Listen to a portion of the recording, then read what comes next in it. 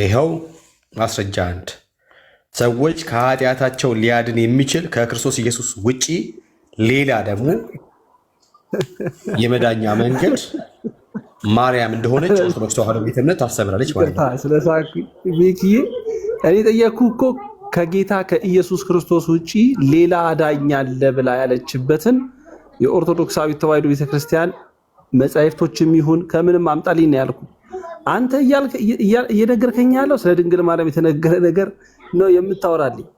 ይሄ ሌላ ነው። እሺ አሁን እኔ ጠየቅኩህ ስለ ከኢየሱስ ክርስቶስ ውጪ ሌላ አዳኝ አለ ያለችበትን ይኸው በግልጽ ንገረኝ ነው ያልኩህ። ይኸው ይላል። አሁን ከእመቤታችን ውጪ ሌላ አዳኝ እኔ እናንተም እናነባው አማርኛ የተለያየ እንደማይሆን ተስፋ አደርጋለሁ። ይኸው ከክርስቶስ ኢየሱስ ውጪ ሌላ አዳኝ እኮ አልከኝ። ይኸው የት አለ የሚለው ይኸው ሐዋርያቱም ያሉት ይሄንን ነው። ሐዋርያ ዮሐንስ ያለው እኛም ስማኝ ሚኮዬ፣ ችግር የለውም ስማኝ ሚኮዬ፣ ስማኝ የሰማኝ ነው ሚኮዬ።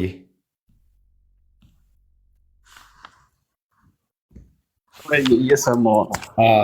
ቴንክ ሶ ማች። ሐዋርያው ምን አለ መሰለ? እኛም አይተናል አባት ልጁን የዓለም መድኃኒት ሊሆን እንደላከው እንመሰክራለን።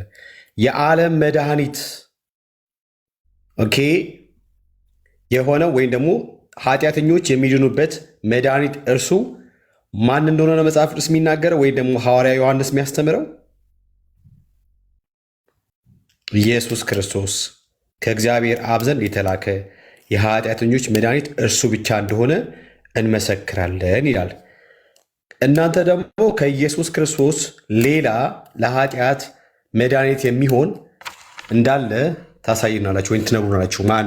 ማርያምን ብላችሁ ማለት ነው። ስለዚህ ኢየሱስ ክርስቶስ ነው እንጂ የኃጢአን መድኃኒት ማርያም አይደለችም። ማርያም ነች ብሎ ሐዋርያቱ አላስተማሩንም።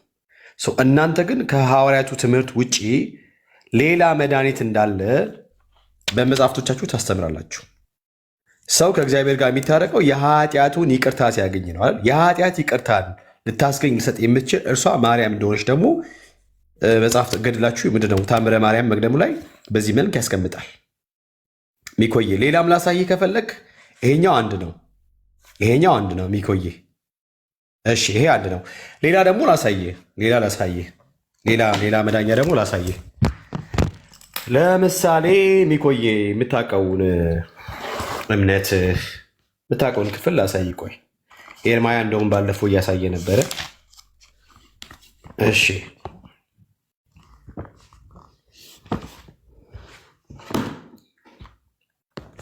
ሚኮዬ ሐዋርያቱ ቤኪዬ በነገራችን ላይ ቤኪዬ እኔ እስካሁን ድረስ እውነት ለመናገር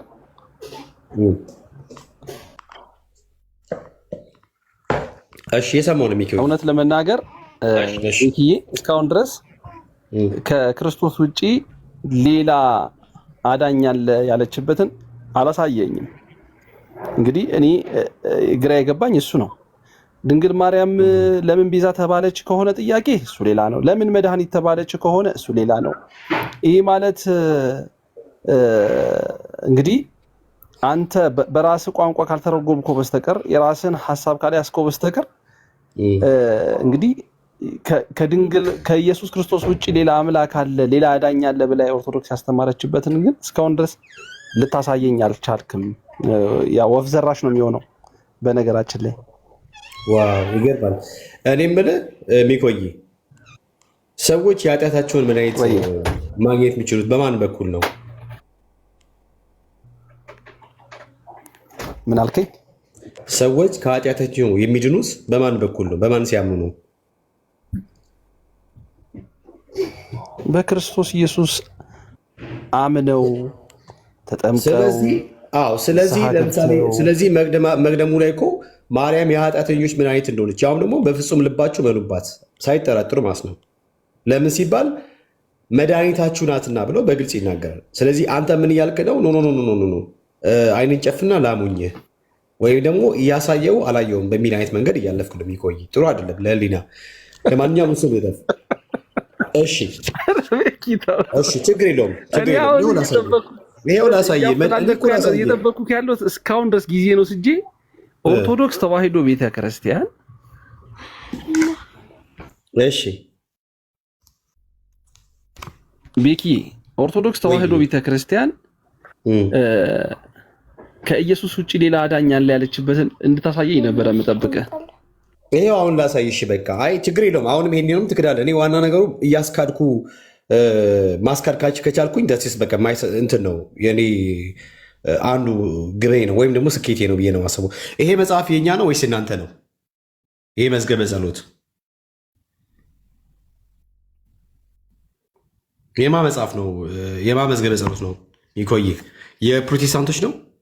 ምናልባት ደግሞ እንትን ኤርሚ ያሳተሙት ይሆን አላውቅም። ንገርኝ እስቲ። አብዛኛውን ጊዜ ኤርሚ ያሳተሙታል ስለምትሉ እናንተ ሚኪ የማ መጽሐፍ ነው?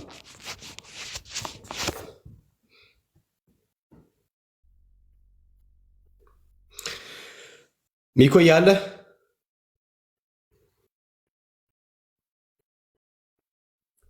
ሚኪ ኦኬ፣ ቢዚ ሆነዋል አይ ቲንክ። እሺ ሚኮዬ እስኪመጣ ኤርሚያ ሰላም በለን እስቲ። ከዛ ኤርሚ አንተ ከሚኪ ጋር ታወራለህ።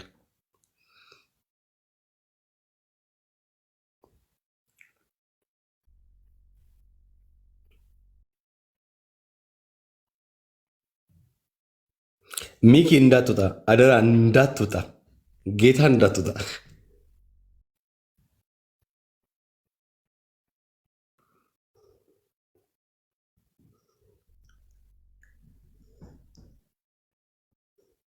ደውለው ውጣ ብለውት ነው ደስ ይላል።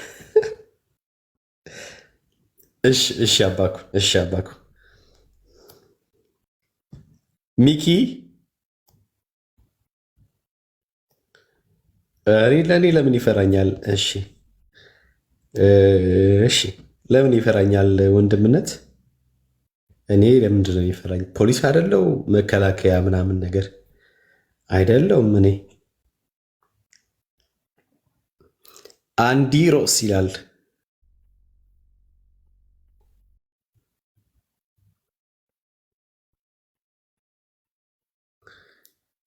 እሺ ታብታብ አድርጉ ወገኖች፣ ታብታቡን በጣም ከፍ አድርጉት።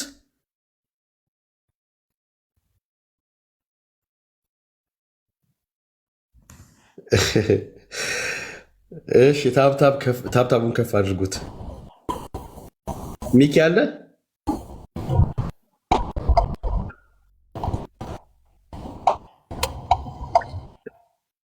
ሚኪ አለ። እሺ ኦርቶዶክሳውያን ግቡ እስቲ። ኦርቶዶክሳውያን ትንሽ ጠንከር ያለ ኦርቶዶክሳዊ ካለ ይግባ። ጠንከር ያለ ኦርቶዶክሳዊ ካለ ይግባ። ትንሽ ሚኮዬ ብዙም አይደለም። ሰላም ሰላም፣ ገባን ኦርቶዶክሶች።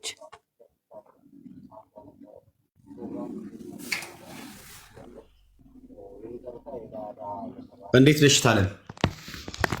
ሰላም ነው። እንዴት ነህ? አለሁ እግዚአብሔር ይመስገን፣ ሁሉ ሰላም ነው። እግዚአብሔር ይመስገን። እንዴት ናችሁ? አለን። እሺ ኦርቶዶክስ ተዋሕዶ ቤተክርስቲያን የጌታ ቤተክርስቲያን ናት ብለሽ ታምኛለሽ? ኦኬ ሚኮ መጣ። አይ በቃ ቆይ ሚኪዬ መጥቷል። እሺ ሚኮዬ፣ ሚኪ ምርጥ ወንድማችን ነው። በጣም ኦርቶዶክስ አንደኛ የሆነ ልጅ ነው እና በጣም እየመለሰልን ነበር፣ እየሰማሁ ነበር። እውነትሽን ነው። በጣም የመለሰ ነው። እግዚአብሔር ይመስገን። ዋና መመለሱ ነው። እሺ ሚካዬ፣ ይሄ መጽሐፍ ማን ነው? ለምሳሌ ሜይ ቢ እንትን ኤርሚያስ አትሞት እንዳይሆን ብዬ ነው። ገባ? ብዙ ጊዜ ኤርሚያስ በጣም ያሳትማል ገድላት ድርሳናት ስለምትሉ እኔ የጠየቅኩህን ጥያቄ ሳትመልስልኝ አንተ አሁን እስካሁን ድረስ አላመጣህም። ይኸው አምጥቻለሁ እኮ። ከኢየሱስ ውጪ ሌላ አዳኝ አለ ብላ ያለችበት የመጽሐፍ ቅዱስም የስብከትም ይሁን የትኛውም የቤተክርስቲያን አባት ያስተማረበትን ማስረጃ ስጠኝ ያልኩ። ይሄውና ይሄው በመጀመሪያ ደረጃ እየሰጠው ነው። አይ ሚኮ እየሰጠው ነው። ቆይ ይሄን መጽሐፍ ታውቃለህ? በመጀመሪያ ደረጃ አይደለም፣ አዳምጠኝ።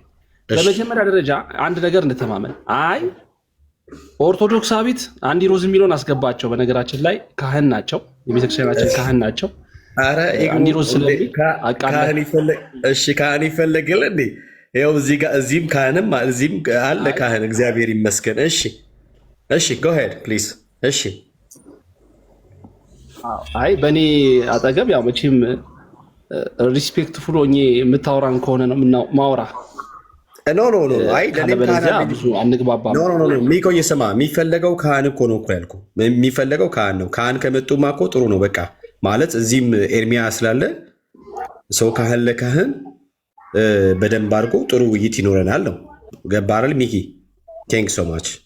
ስለዚህ በዛ መልኩ አንዲሮዝ ከሚሉት አባታችን ጋር ማውራት የምትፈልገውን ወደ በኋላ ላይ ታወራለህ። እኔ ጋር ብዙም እንትን ስላለ እኔም እሰማቸዋለሁ እዚሁ። ግን ያው ኤርሚም ያወራቸዋል ብዬ አስባለሁ። ግን አንተ አሁን የምትመልስልኝ እስካሁን ድረስ የምንግባባው አንድ ነገር እንግባባ። እኔ እናንተ ይኸውልህ ኦርቶዶክሳዊት ተዋሕዶ ቤተክርስቲያን ከጌታ ከኢየሱስ ክርስቶስ ውጪ ሌላ አዳኝ አለ ብላ ያስተማረችበት መጻሕፍትም ስብከትም የለም። ይሄ በደንብ ልንግባባ ይገባል። ነገር ግን ገድላቶችን ድርሳኖችን ሳያቸው አይ ሌላ አዳኝ እንዳላት ያጠቁምኛል ብለህ ከሆነ ግን በሱ ደረጃ መነጋገር ትችላለህ፣ ማብራሪያ ከፈለግ ምላሽ ከፈለግ። ከዛ ውጭ ግን የኦርቶዶክሳዊት ተዋሕዶ ቤተክርስቲያን ማለት ነው ቤተክርስቲያን ከክርስቶስ ውጪ ሌላ አዳኝ አለኝ ብላ ያስተማረችበትን አንድ ቅንጣት ታክል ነገር ይዘህ ልትመጣ ብጣሽ ወረቀት ይዘህ ልትመጣ እንደማትችል ግን በዚህ አጋጣሚ መተማመን ያስፈልጋል። ይሄ የውሸት ክስ ነው። ለምን እንደዚህ ያለች፣ ይሄን ለምን እንደዚህ ብላ ጻፈች፣ በገድላቷ ላይ ይሄ ነገር አለ ብለህ ልትገት ትችላለህ። ጎበዝ አምጣ እኮ ነው የሚባለው። ምን አልከኝ? አምጣ ቤካዬ። ይሄው እኮ እያመጣ አምጥቻለሁ እኮ አንድ አረ ቆይ ሚኮዬ እባክህ ሚኮዬ 360 ቀን እሰጥሃለሁ። በ360 ቀናቶች ውስጥ ይዛት መጣም። በነገራችን እግዚአብሔር ምስክሬ ነው የምነግርህ። እኔ 330 ሰከንድ ብቻ ይበቃኛል እኮ ሚኮዬ፣ 330 ሰከንድ ችግር የለውም። እሺ ነገርኩህ እኮ 360 ቀን እሰጥሃለሁ፣ ይዛት መጣ። ካመጣህ ግን ይኸው አሁንም እኔ አመት ሙሉ ቁጭ ብዬ ከጠበኩ ከባድ ነው፣ ግን እጠብቅሃለሁ። የዛሬ ዓመትም እጠይቅሃለሁ። ይሄን ግን አስማ ሚኮዬ፣ በቃ እኮ ጠየቀኝ እኮ ሚኮዬ። ቴንክስ አምጣ ብላስ እኔ ብዙ አመጣለሁ እኮ አልኩህ። አምጣ ብለህ ስላልከኝ አንዱ ላምጣ። 1 2 3 ያ መቅጠጫ አለው። ኦርቶዶክስ ተዋሕዶ ቤተ እምነት ውስጥ ከክርስቶስ ኢየሱስ ውጭ ሌላ አዳኞች ወይም ደግሞ ሌላ የመዳኛ ምንድን ነው የኃጢአት መድኃኒት የሚገኝባቸው ገባ ውጭስ ኪዳን የተገባላቸው በጣም ብዙ ነፎች ስላሉ ከነዛ መካከል አሁን አሳያለሁ። ለምሳሌ የማርያምን አንስቼ ነበረ። የማርያምን ሳነሳለህ ሳሳይ ኖ ብለህ እሱን ላለማመን ሞከርክ። አሳይቻለሁ። በፍጹም ልባችሁ መኑባት ለእናንተ ለኃጥአን መድኃኒታችሁ ናት ብሎ ማለት ምን ማለት ነው? ኃጢአተኞች መድኃኒታቸውን ማርያም በኩል ማግኘት ከቻለው ውጭስ ድነዋሉ ማለት ነው። ሁለተኛ ማስረጃ ደግሞ ላሳይ። ይሄም መጽሐፍ የሳተመው ኤርሚያ ነው ወይንስ የኦርቶዶክስ ቤተክርስቲያን መዝገበ ጸሎት ነው ብለን የምታምነው? አይታወቅም። ኤርሚያስ ያሳትማል ስለሚባልም ነው። ከፍታም ነው። ዝም ብሏል። ከፍታም ነው። እንደዚህ ይላል እንግዲህ። ይሄኛው ላሳየ እንትኑን ይሄው ባለ 54 ነው እኔ ጋ ያለው።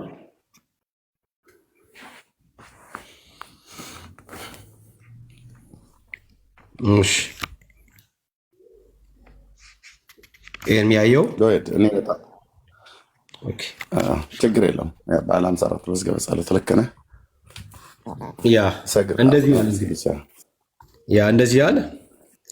ዓለምን ሁሉ ለማዳን ኢየሱስ ክርስቶስ ለተሰቀለበት መስቀል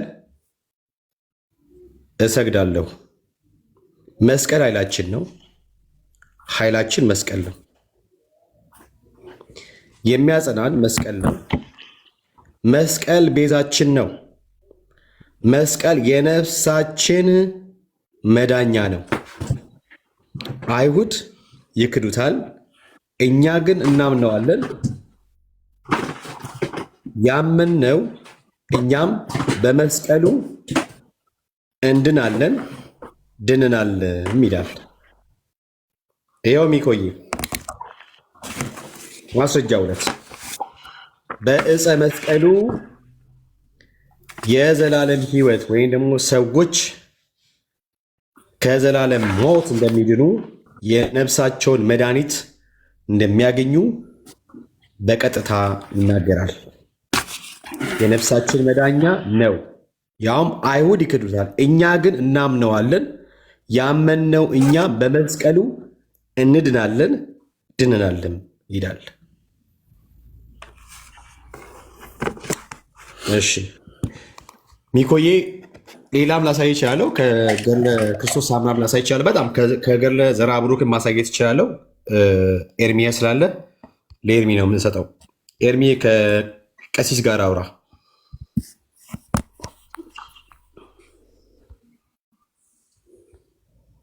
እሺ ሰላም ላንተ ይሁን ወንድምነት። ሚኪሻይ ሰላም ብያለሁ። ሁላችሁንም ኦርቶዶክሳውያንም ወንጌላውያንም ሰላም ብያለሁ። እግዚአብሔር ይባረክ። ኦኬ ስተነጋገሩ የነበሩትን እየሰማው ነበረ። እሺ አቅርበው ማነው አስገባው። ከታች አንድ ቁጥር እየጻፈ ነው። አንድ ወንድ አቢሲኒያ ነው ማነው? እሺ ቀሲስም አሉ። ኤንዲ ቄስ ናቸው መሰለኝ። ያ ኦኬ ሚኪ የተናገረበት ላይ ትንሽ ሀሳብ ልስጥና እዛ እንቀጥላለን ማለት ነው። ሚኪሻ አይ ቲንክ 365 ቀን እሰጥሃለሁ ብሎ አለ። ቤካ ደግሞ 330 ነው 65 ደቂቃ ነው ፈልገዋል። ማነው ሰከንድ ነው ፈልገዋል። የኢትዮጵያ ኦርቶዶክስ ተዋሕዶ ቤተክርስቲያን የጌታ ቤተክርስቲያን ናት ወይ ብሎ የሚለው ነገር እሱ በኋላ ላይ እንልበታለን። ግን ሌላ መድኃኒት አለ ብላ ትሰብካለች የኢትዮጵያ ኦርቶዶክስ ከጌታችን ከኢየሱስ ክርስቶስ ውጭ ሌላ ዳይ ሌላ መድኃኒት ሌላ ቤዛ አለ ብላ ትሰብካለች ወይ? አዎ ትሰብካለች። ትሰብካለች ብቻ ሳይሆን ለብዙ ሺህ ዓመታት ህዝብን አስክዳለች በዚህ ጉዳይ። በጣም መቃብር ከኢየሱስ ክርስቶስ እኩል ያድናል እኮ ብላ ምትል ቤተክርስቲያን ነች። ቤተክርስቲያን ናት፣ የጌታ ቤተክርስቲያን ነች። ግን በአምላኳ ላይ ያመፀች ቤተክርስቲያን ናት። ይህን የጌታ ቤተክርስቲያን ናት፣ ምንም ጥርጥር የለውም። ቤካን ወንድምነት ከዘይቱም ስናገር ሰምታል። የጌታ ቤተክርስቲያን ናት። ለዚህ መሰረቱ ላይ መሄድ በጣም ጥሩ ነው። ግን ባቡሩን ሀዲዱን የሳተ ባቡር አምላኳና ፈጣሪዋና ፍጡር የተቀላቀለባት ጌታና ባሪያ ያለየበት አባቶች ያስቀመጡትን ድንበር ያፈረሰች፣ አባቶች ማለት ብሉያትና አዲስ ኪዳን ላይ የተጻፈውን ድንበር ያፈረሰች በጌታዋ ላይ ያመፀች ቤተክርስቲያን ናት። ግን የጌታ ቤተክርስቲያን ናት። ልክ በቀደሙት አብያተ ክርስቲያናት ዘመን ንስሐ እንዲገቡ እግዚአብሔር የሚያዛት አይነት፣ ግን እሷ ግን ለንስሐ እምቢ አለች፣ በአመፅ የቀጠለች ቤተክርስቲያኖች ብዬ ሆን ይህንን እላለሁ። በዚህ ላይ ሊወያየኝ የሚችል ሰው ካለ መረጃ፣ እኔ በመረጃ ነው ማምነው። ከፈለገም ዲቤት ሊያደርገኝ የሚችለውም ስም ካለ ዲቤት አደርጋለሁ። የጌታ ቤተክርስቲያን ናት። አዎ፣ ግን በአምላኳ ላይ ያመፀች፣ በአምላኳ ድምፅ ላይ ያመፀች፣ በአምላኳ ላይ ሌሎችን የደራረበች፣ በባሏ ላይ ሌላን ውሽማ የደራረበች ሴትን ትመስላለች የኢትዮጵያ ኦርቶዶክስ ቤተክርስቲያን። እስራኤል ልክ እንደተባለችው ማለት ነው። ብዙ አማልክቶች ስላሏት በነቢያት ቃል እስራኤል እንደዛ ነው ያላት። ሚስት ባሏ እንደምታታልል አታለላችሁኝ አላቸው እግዚአብሔር በነቢያት ቃል እስራኤልን። እና በባሏ ላይ ሌላን ወንዶችን የደራረበችና የወሸመች እንደነበረች እስራኤል እንደተነገራት፣ ይሄም ማለት ትልቁን የእስራኤልን አምላክ እግዚአብሔርን ትታ ከሌሎች የአሕዛብ አማልክትና ከተራሮች፣ ከወንዞች፣ ከድንጋዮች ጋራ ከግንድ ጋራ ሁሉ አምልኮ የፈጸመችበት ጊዜ ነበር። እስራኤል በትንቢተ ኤርምያስ መጽሐፍ ምዕራፍ 2 ላይ ማለት ነው። ግንዱን አንተ አባቴ ነህ፣ ድንጋዩንም አንተ ወለድከኝ ይላሉ፣ ፊታቸውን ሳይሆን ጀርባቸውን ሰጡኝ ብሎ እንዳለ ማለት ነው።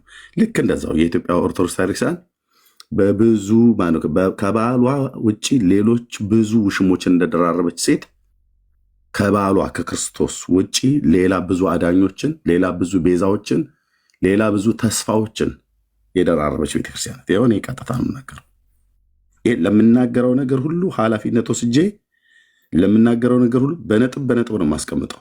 መጽሐፍቶችን እየከፈትኩ ካሜራ ማለት ነው ይታወቃል። ቤተክርስቲያንነቱ ቤተክርስቲያን ናት፣ ግን ያመፀች ቤተክርስቲያን የሰራዊት ጌታ እግዚአብሔር ግን ይመልሳታል ብዬ አምናለሁ፣ ጸልያለሁ። የታናናሾችን ድምፅ የማይነቅ ጌታ ይሰማል እና ይሄን ነው ብዬ የምለው። እንዴ በጣም ብዙ መድኃኒት ብቻ ሳይሆን መድኃኒቶች ነው ያሏት ለዘላለም ሕይወት። አሁን እንኳን ያሳየኸው መስቀል የነፍሳችን መዳኛ እኮ ነው ብሎ የሚለው ነፍስን ካዳነ ታዲያ ዕፀ መስቀሉ እኮ ነው የሚያወራው። ዕፀ መስቀል የእንጨቱ መስቀል ማለት ነው። የነፍሳችን መዳኛ ነው ከተባለ ክርስቶስስ የነፍሳችን አዳኝ አይደል እንዴ? እንጨቱም የነፍሳችን አዳኝ ነው። ሌላም አሳያለሁ። ማርያምም የነፍሳችን አዳኝ ናት።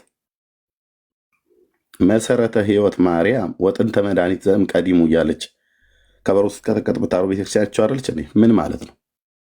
ምን ማለት ነው ቃሉ?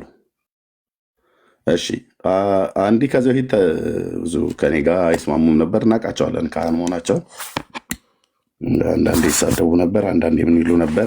አልተግባባንም ነበር እንጂ እኔ ጋር ዳኒ ጋር ይመጡ ነበር። ከፈለጉ ቀሲስ ማውራት ይችላሉ። እሺ ታብና ኮፕሊንግ ሼር አድርጉት። ሁላችሁንም ሰላም ብያለሁ። እንቀጥል። ወጡ ማለት ነው ቀሲሱ። አየህ በጣም ተሳዳቢ ነው። አይ ተሳዳቢ ሰው ነበሩ። እኔም ዳንዬም እናውቃቸዋለን። በኋላ ነው ካህን መሆናቸውን ያወቅኩትኝ እና እንደዚህ አይነት እኔ ጌታ እግዚአብሔር ምስክር ብዙ ኦርቶዶክሳውያን ካህናት አሉ ማውቃቸው አባቶች፣ ግን ሰው ናቸውና እንግዲህ ተናደው ሊሆን ይችላል። ኤኒዌይ አውቃቸዋለሁ፣ ግን ወጡ። ያው አውቃቸዋለሁ ስል ወጡ።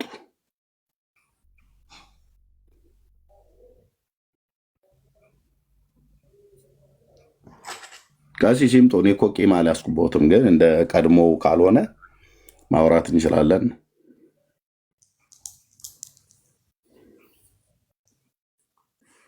አንዳንዴ ብዙ ነገር ሲፈራረስ እኮ ሰው ሊሳደብም ሊወራወርም ይችላል ድንጋይ። እንደዛ ሊሆን እንደሚችል አስባለሁ። ይሄ ነው ሚኪሻ አይ ቲንክ ሙላል መሰለኝ። ግን እውነት ለመናገር እዚህ ላላችሁ 730 ሰው ለኢትዮጵያ ኦርቶዶክስ ተዋሕዶ ቤተክርስቲያን ጸልዩ። በተለይ በጌታ የሆናቸው ወንድሞች እናቶች በጣም ጸልዩ። ሰላም፣ እንዴት ናችሁ? ደህና መሻችሁ? እንዴት ሰላም ናንተ?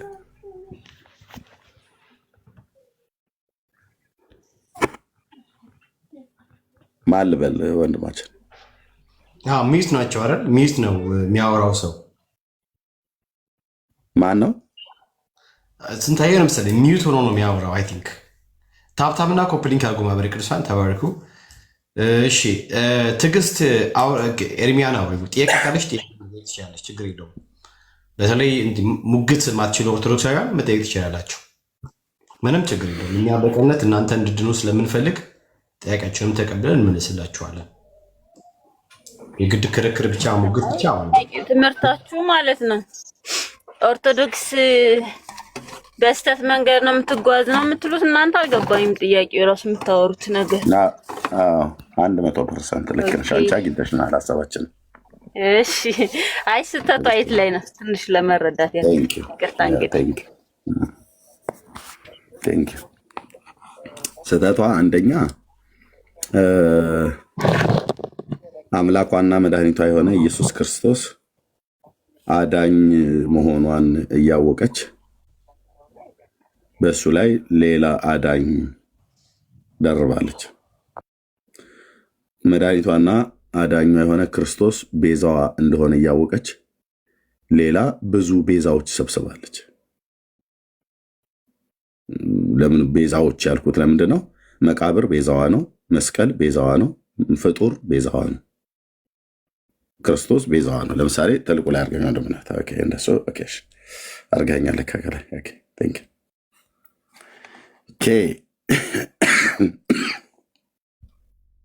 ይቅርታ ወገኖች።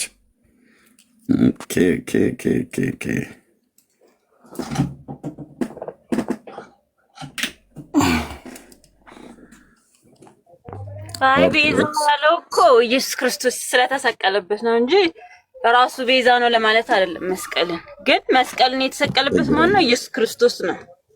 ኢየሱስ ክርስቶስ የተሰቀለበት መስቀል ደግሞ እኛ ማክበር ነው። ምክንያቱም በመስቀል ነው የዳን ነው እኮ የተሰቀለበት እኮ መስቀል ዕፀ መስቀል ነው አይደል እንዴ? እንደማንኛውም መስቀል አይደለም። እናንተ የተረዳችሁበት መንገደኛ እኛ የምንረዳበት ሊለያይ ይችላል ነው እንጂ ከኢየሱስ ክርስቶስ ውጭ የምትሰብክ ኦርቶዶክስ የለችም እኔ እስከማውቀው ድረስ ማለት ነው።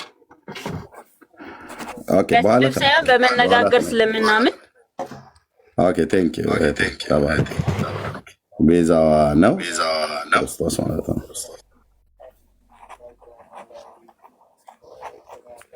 እና ሌላ የደረበችው አምልኮት ያላት የለም ነው።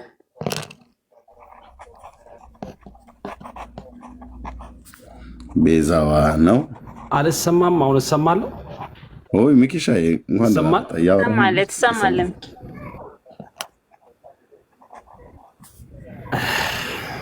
እሺ ስንት ዋጋ የከፈልኩበት ኔትወርክ እንደሆነ ብታውቁት ደስ ይለኝ ነበር። ኤኒዌይስ ኤርሚ መጀመሪያ አካባቢ ስትናገር የነበረው ነገር የሰማሁህ ነበረ እና ይሰማል አለው። ይሰማል። ኔትወርክ እምቢ አለ ማለት ነው። ኔትወርኬ እምቢ ብሎኛል። ኤኒዌይስ አሁን የመጣው ይመስለኛል። አሁን የመጣው ይመስለኛል። መልካም። ቅድም አንዳንድ ነገሮችን ስትል የሰማው መሰለኝ የተቆራረጠ ቢደርሰኝም ማለት ነው። ግን ካልከው ውስጥ ያው ስለ ኦርቶዶክሳዊ ተዋሕዶ ቤተክርስቲያን የተነጋገርነው ከቤኪ ጋር ያነሳነው ጉዳይ ምንድን ነው? ከኢየሱስ ክርስቶስ ውጪ ሌላ አዳኝ አለ ትላለች ቤተክርስቲያን የሚል ነው። እውነት ለመናገር ኤርሚ አንተም የፈለግከውን ያክል ጊዜ መውሰድ ትችላለህ። ከየትኛውም የቤተክርስቲያን ትምህርት ከየትኛውም የኦርቶዶክሳዊ ተዋሕዶ ቤተክርስቲያን መጻሕፍቶች ከክርስቶስ ውጪ ሌላ አዳኝ አለ ብላ ቤተክርስቲያን ኦርቶዶክሳዊ ተዋሕዶ ቤተክርስቲያን ያስተማረችበት ምንም አይነት መጻሕፍት ትምህርት ይዛችሁ ልትመጡ አትችሉም። በመጀመሪያ ደረጃ። ሁለተኛው ነገር አንድ ትችላላችሁ ብዬ የማስበው እኔ አሁን አንዳንድ የማይመስሉ ነገሮችን ሰዎች ቢናገሩ ጀስት ማተር አላደርገውም። አሁን የተናገራችኋቸው ነገሮች መጥፎ ቃላቶች ሁሉ ጀስት በክርስቶስ ዘንድ ተቀባይነት የለም። ለምሳሌ ጌታ ኢየሱስ ክርስቶስን ይሰድቡት ነበረ። ጌታ ኢየሱስ ክርስቶስ ላይ ይተፉበት ነበር። ጌታ ኢየሱስ ክርስቶስን ይገርፉት ነበር። ጌታ ኢየሱስ ክርስቶስን ያንገላቱት ነበር። ጌታ ኢየሱስ ክርስቶስ ላይ በሐሰት ይመሰክሩበት ነበር። ጌታ ኢየሱስ ክርስቶስ ላይ በሐሰት ይከሱት ነበር። ልክ እንደዚህ ነው እናንተም እያደረጋችሁ ያላችሁት። በሐሰት እርሱ ክርስቶስ በመሰረታት ራስ በሆነላት ቤተክርስቲያን ላይ የሐሰት ክስ እያቀረባችሁ ያላችሁት እንጂ እግዚአብሔር በሚያውቅ እስቲናው እስካሁን ድረስ ኤርሚ የተናገርከው አንድም መጽሐፍ አሁንም ከዘፍጥረት እስከ ራእይ እንደዚሁ ደግሞ የቤተክርስቲያን መጽሐፍቶችን ገልጠህ መቼም ያው መጽሐፍ ቅዱስን እሺ እንተውና የኦርቶዶክሳዊ ተዋሕዶ ቤተክርስቲያን ከገድላት እስከ ድርሳናትን የፈለካቸውን መጽሐፍ አምጥተህ ከክርስቶስ አዳኝነት ውጪ ሌላ አዳኝ አለ ብላ ያለችበት ኦርቶዶክሳዊ ተዋሕዶ ቤተክርስቲያን አንድም ይዛችሁ አትመጡ። ድንግል ማርያም አድናለች፣ ድንግል ማርያም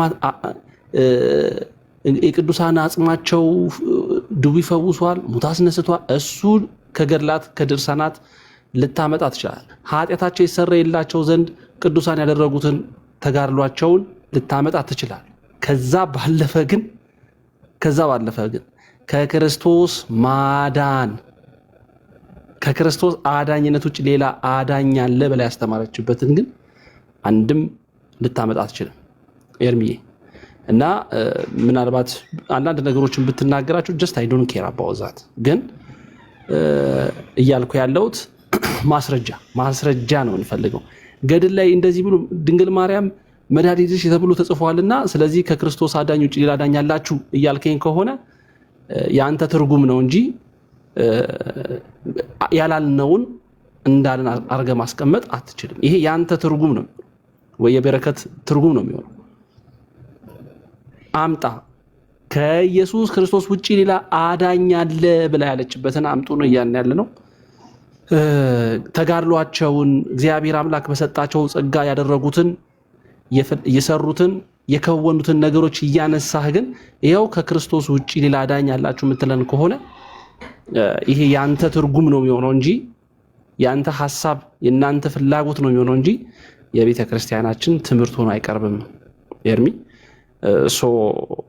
በእርግጠኝነት ልታመጡ የማትችሉትን ነገር ብዙ ባትደክሙበት ደስ ይለኛል። ግን እንድከም ካላችሁ ግን ያው መድከም ትችላላችሁ። ግን በሌለ ነገር ላይ መድከም ትንሽ ዋጋ ያስከፍላል ብዬ ነው። እሺ ቴንክ ዩ ሚኪ ተባረክ። ስለ ድካም ወደ መጨረሻ ከተናገርከው ልጀምር። ቢያደክመንም እንደክማለን። የሚያደክመኝ ምንድነው? አሁን እኔ መጽሐፉን ማምጣት ነው ያድክመኝ። መጽሐፉ ስሬ እጄ ላይ ስላለ ታውቃለህ፣ እኔ ያለ መረጃ እንደማላወራ መጽሐፍቶቹን እየገለጡ ማንበብ እሱም ራሱ አንድ ድካም ስለሆነ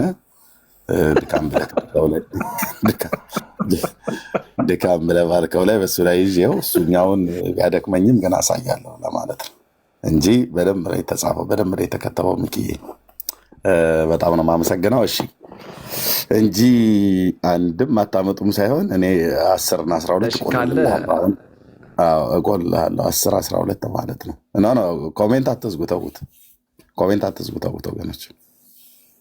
የፈለጉትን ይጻፉ፣ የፈለጉትን ይናገሩ ወገኖች። ኮሜንት አትዝጉ፣ ተዋቸው። ህዝብ ነው ማፈን ነው የሚሆነው። እሺ እንግዲህ እንደምታውቀው በክርስቶስ አዳኝ ነው ብላ ስትል ኦርቶዶክስ ምን ማለቷ ነው?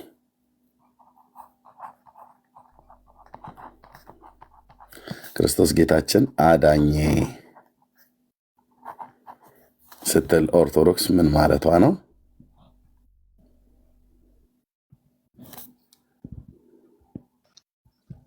ኦኬ ክርስቶስ አዳኝ ነው ስትል ኦርቶዶክስ ምን ማለቷ ነው?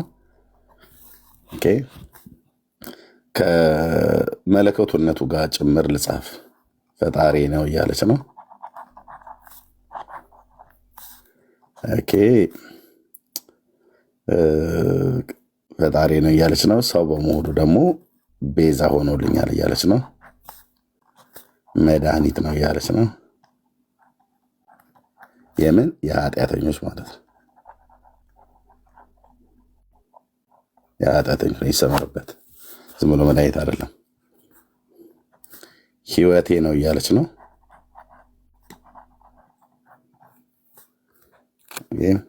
ተስፋዬ ነው እያለች ነው። ዋናውን ነገሮች ማለት ነው። ፈጣሪ ነው፣ ቤዛ ነው፣ መድኃኒት ነው፣ ህይወቴ ነው። ያው ቤዛ ብሎ የሚለው የሞተልኝ ብሎ የሚለው ማለት ነው። የሞተልኝ እሱ ነው እያለች ነው። ኦኬ ቢያንስ እነዚህን እናይ፣ ሌሎችን ጨምራለሁ። 1 3 ማለት ነው። ኦኬ ከዚህ ውጭ ሌላ የምትለው የለም ወይ ተብሎ ሲባል አለ።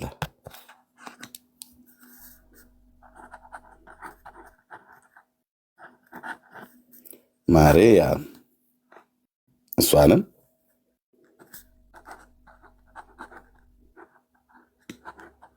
ፈጣሪ ፈጣሪ ትላታለች። ቤዛዬ ትላታለች። ፈጣሪ ማለት አምላኬ ማለት ነው።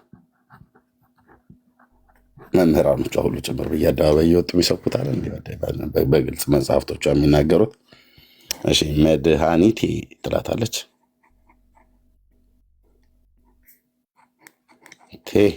ሶሪ ለኃጢአተኞች ማለት ነው። ይሄ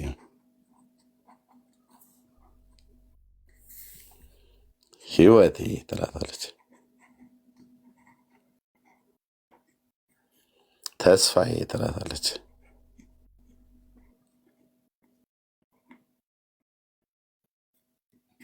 ያው ለክርስቶስ የተነገረውን ክርስቶስን ፈጣሪ ብላ እንደምትለው ማርያምን ፈጣሪ ብላ ትላታለች። አምላኬ ማለት ነው። ቤዛዬ ብላ እንደምትለው ክርስቶስን የሞተልኝ ማለቷ ነው። ማርያምንም ቤዛችን የሞተችላቸው ለኃጢአተኞች የሞተችላቸው ትላለች። የሞተችላቸው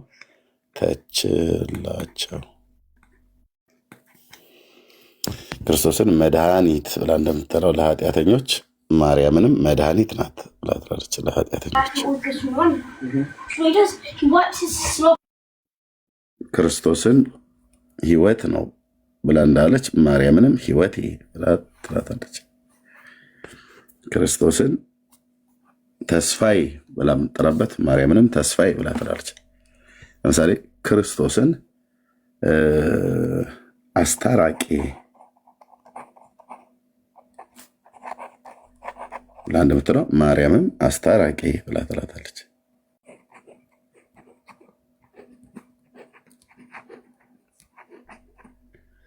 ክርስቶስን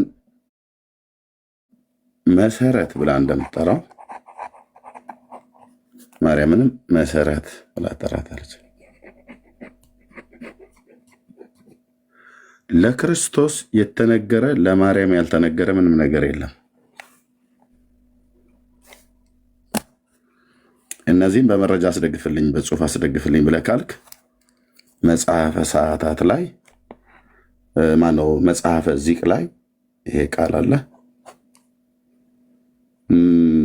መጽሐፈ ሰዓታት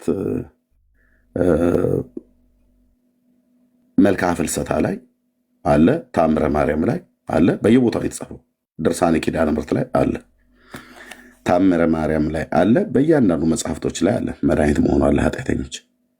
ህይወት ብሎ የሚለውም ልክ እንደዚሁ፣ ተስፋ ብሎ የሚለውም ልክ እንደዚሁ በቅዳሴ ማርያም ላይ ሁሉ ጭምር ሳይቀር አስታራቂ ብሎ የሚለው ምእመኑ በሙሉ የሚመሰክረው ነው። አስታራቂ ብሎ የሚለው አማላጅ ብሎ የሚለው ማለት ነው። በመረጃነት ላይ ተደግፈ አይደለም እንጂ እያንዳንዱ ምእመን ማርያም ምንህ ናት አማላጅ ነች ብለህ ሳትጠይቀው ማርያም እመቤቴ አማላጅ ነች ነው ብሎ የሚለው። ያለ እሷ እኔ አይገለጥም ነው የሚለው እያንዳንዱ ኦርቶዶክሳዊ። መረጃ ግን አምጣ ብለህ ስትለው አንድም የለም። መሰረት ናት ላይ ይላሉ፣ መጽሐፍ ቅዱሳዊ መረጃ ግን የላቸውም። ማርያም የሁሉ መሰረት ናት እያሉ እኮ ይሰብኩ የነበሩት እነ ዲያቆን ሕዝቅያስ ሁሉ ጭምር ቪዲዮ አሳይተናል። ኦኬ እንዲህና እንደዚህ ብላ ትላለች። ለክርስቶስ የተባለውን ለማርያም ተነግሯል በሙሉ።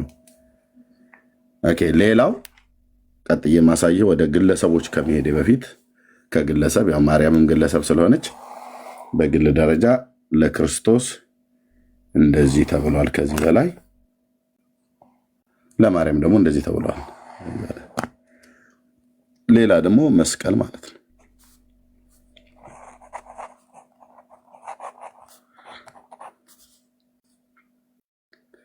ኦኬ ዕፀ መስቀል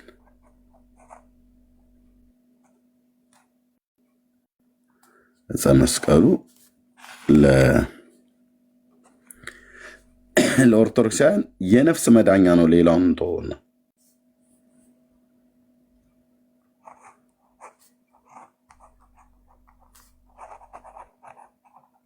የነፍስ መዳኛ ማለት ሰው ነፍሱ የሚድንበት ማለት ነው።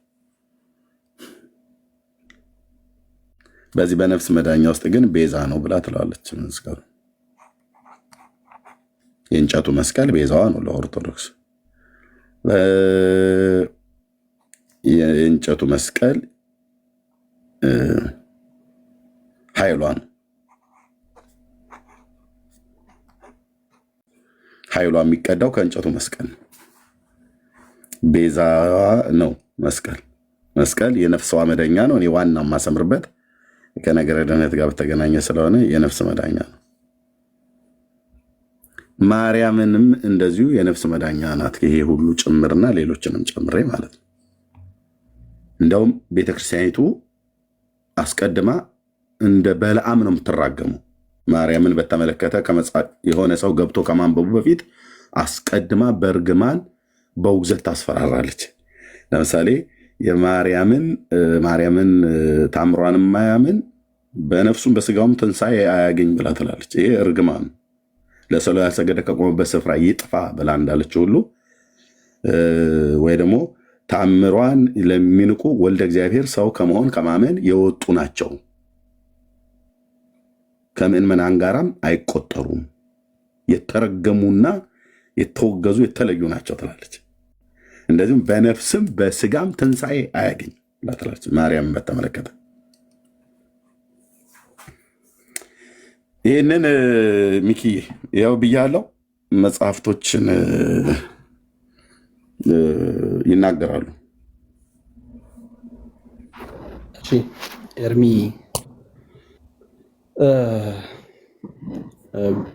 ቆንጆ ነው። የእጅ ጽሑፍህ ያምራል። በነገራችን ላይ ወልጆ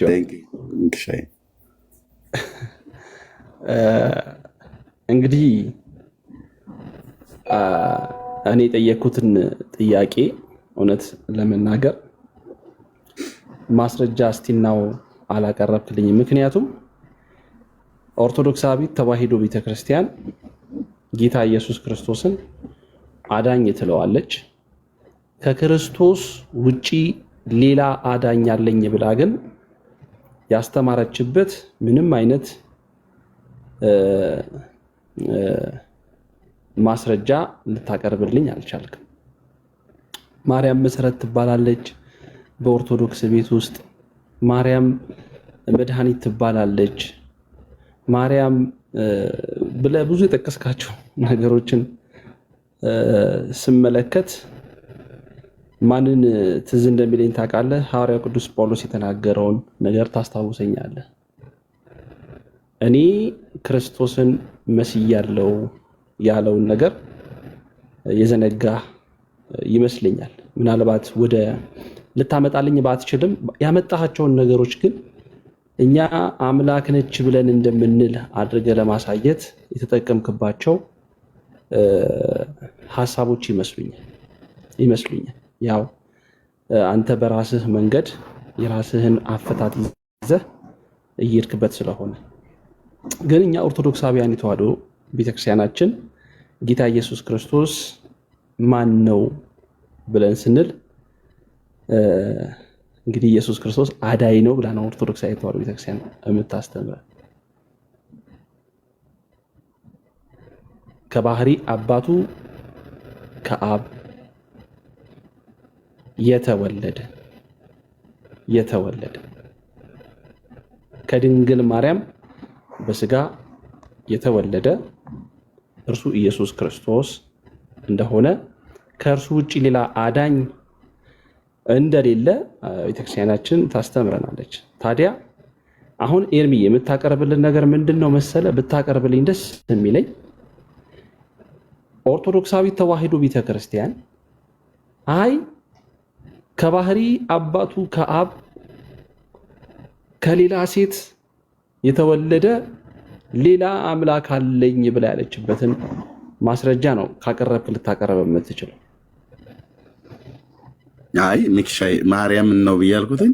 ማርያም አምላክ ያደረገችበት ክርስቶስ ተነግሯልና ለሌላው መነገር የለበትም።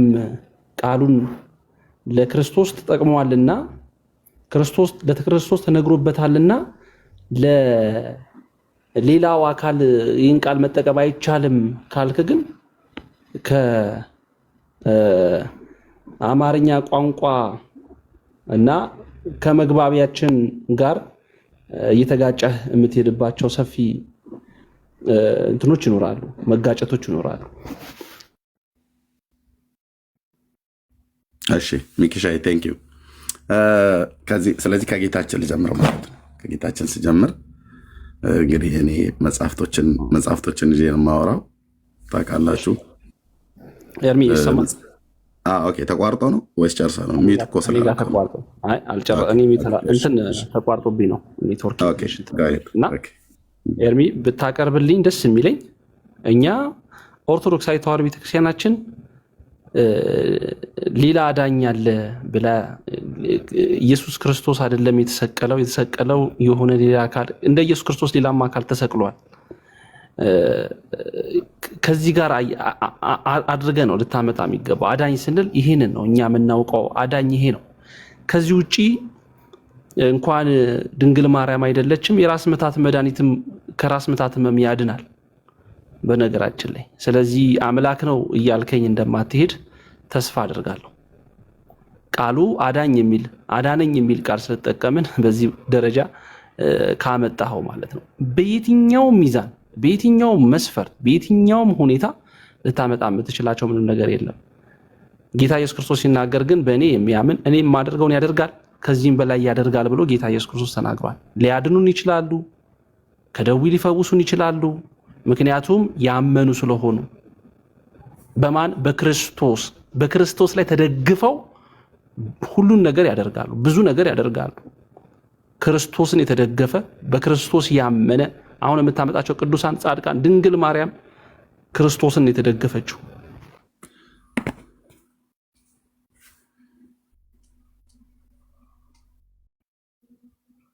ሚክሻ የጨረስክ ወይስ ተቋርጦብህ ነው?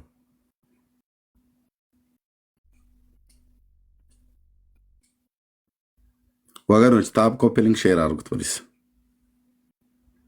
ሚኪ የተቋርጦብሃል። አይ ቲንክ የጨረስክ አይመስለኝም። ጨርሳ ከሆነ ግን ንገረኝ።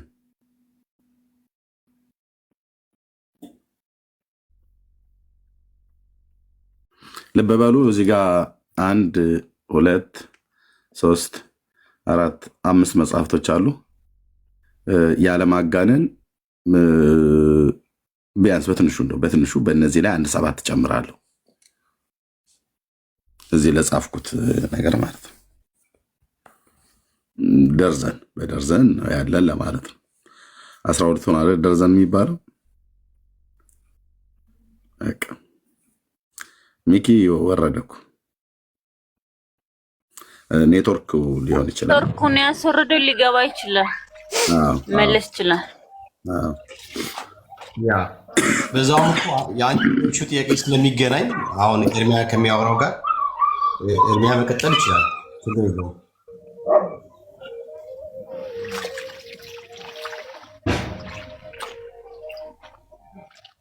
እኔ ግን አስቀድሜ የምጠይቃቸው ኦርቶዶክሳውያንን አትሞክሩት። ቤተክርስቲያኒቱ ሀዲድ የሳተች ባቡር ሆናለች። አትሞክሩት ወንድሞች እናቶች። ከሞከራችሁት ግን እኔ ጋኑ ሌላ ጴንጤ ጋር አትሂዱ። እኔ ጋኑ መጽሐፍቶቻችሁ ላይ አይን ሞክራለን። መሞከርም አንድ እንትን ነው ብሎ የሚል ሰው ካለ ይምጣ። ግን በእውቀት ማለት ነው። እንደፈለገ ሞክራለሁ ብሎ የሚል ሰው ካለ ይሞክር። ፈክሮ ሲመጣ አንገት ደፍቶ መውጣት ስለሆነ በመረጃ ማለት ነው። መረጃ ጊዜው የመሰዳደቢያ አይደለም፣ በመረጃ የመናገር ያለ። ህዝቡ መረጃ ነው የሚፈልገው። ህዝቡ እውነት ይፈልጋል። ህዝቡ እውነት ጠምቶታል። ህዝቡ ሐሰትም አንገፍግፎታል። ሐሰትን ተሸክሞ የሚኖርበት ዘመን አብቅቷል። ስለዚህ ሚኪ ከተመልሰ ከመጣና ካልሆነ ሌላ አገልጋይ የሆነ ይሄ ጉዳይ ብሎ የሚል ካለ እንግዲህ ከመሰረት ነው የምንጀምረው። ማርያም ከመቼ ጊዜ ጀምራ ነበረች ብላ ኦርቶዶክስ ተዋሕዶ ቤተክርስቲያን ታስተምራለች። ማርያም የጌታዬ እናት የመጽሐፍ ቅዱሷን ያልኩት የስዕሏ ላይ አለች። የስዕሏ ላይ እኛ ማርያም ብለን አንጠራትም። የመጽሐፍ ቅዱሷ ግን የጌታዬ እናት፣ የኢየሱስ ክርስቶስ እናት፣ የአማኑኤል እናት ከመቼ ጊዜ ጀምራ ነበረች ብላ ኦርቶዶክስ ተዋሕዶ ቤተክርስቲያን ታስተምራለች። ከሱ ነው የምንጀምረው። ምክንያቱም እዚህ ጋር ፈጣሪ ብላ የምትለው ጌታዬን ኢየሱስ ክርስቶስን፣ እዚህም ጋር ፈጣሪ ብላ አምላኬ ብላ ትላታለች። አምላካችን ነች ብለው ስለሚሉ ማለት ነው። መምህራን ሁሉ በየአደባባይ የተናገሩት አይደል? አላያችሁም? ማርያም አምላክ ናት ብለዋል። ይገርምሃል፣ አፍርሳ ትሰራለች ብለዋል። ምን ጥልቅ አድርጓት ነው እሷ ማርያም ሰውን አፍርሳ የምትሰራበት? ይሄ ዱርዬዎች ሰፈር ላይ ሲጣሉ እኔ የምልህ እምቢ የምትል ከሆነ አውልቄ ገጣጥመሃለሁ ብለው የሚሉት አለ ወጣቶቹ ማለት ነው። አፈራርሳለሁ በቦክስ እንደማለት ነው። እና ዲያቆናቱ ሁሉ አለ እንዴ ባልታጠበ አፋቸው አፍርሳ ትሰራለች አለን እኮ። ማርያም ማንን? ሰውን።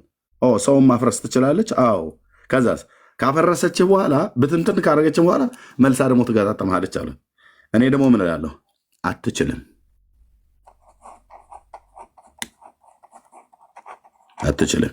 ይሄንን ለማድረግ ስልጣን ያለው የሥላሴ መንግስት ብቻ ነው። ማርያም ምን አትልም? አትችልም። የጌታችን እናት አትችልም። ይሄንን ማንንም ፈታ ማንንም አፈራርሳ ገጣጥማ አታቅ። ውሸት። የኦርቶዶክስ ተዋሕዶ ቤተክርስቲያን ዲያቆናት ውሸት ነው። ሄኖክ ኃይሌ ይባላል። ዲያቆን ሄኖክ ኃይሌ ይባላል። ባልታጠበ አፉ ወጥቶ እንደ ጠገበ አህያ ሲያነፋ ነበር። አፈራርሳ ትሰራለች አለ። አትችልም። ቅዱስ ሚካኤል ራሱ መልአኩም አይችልም። ይህን ቅዱሳን መላእክት አጠቃ ነገደ መላእክት ባሏቸው አይችሉም። አብርሃም፣ ይስሐቅ፣ ያዕቆብ፣ ማርያም በላት፣ ሙሴ፣ ኤልያስ ዋቴቨር። ወንድሜ ማርያም እኮ ከመላእክት ትበልጣለች። እሱ የኦርቶዶክሶቹ ቄሱ ስላሉ እዚህ ይናገራሉ። አንቺ ዝም ብለሽ አድምጪ። የቡና ወሬ ነው እሱ። ህዝቡን ለመብላት ኦርቶዶክስ የምትሸቅልበት ቋንቋ ነው። ኦኬ ከሱራፌል ትበልጫለሽ ብለው ያሉበትን በየቅዳሴ ሁሉ የሚዜማውን ስለማውቀው ማለት ነው። ኦኬ ቄሱ ከበላይሽ ያሉት ቄስ ናቸው። እሳቸው ባሉበት ምእመን አይቸኩልም። ልብ ብለሽ ስሚ። ኦኬ ማርያም ማንንም አፍርሳ ሲጀመር ነው የሚኪም ብዬ ነው የገባው እንጂ እናንተ ሐሰተኛ ትምህርት ድሮም ጀምሮ ነው ከአይሁድ ጀምሮ ተቃዋሚ ናችሁ። ስለዚህ ኦርቶዶክስ የሆናችሁ የእሱን ትምህርት አስሙት። በቃ ሜት አድርጋት። this is ኦርቶዶክስ።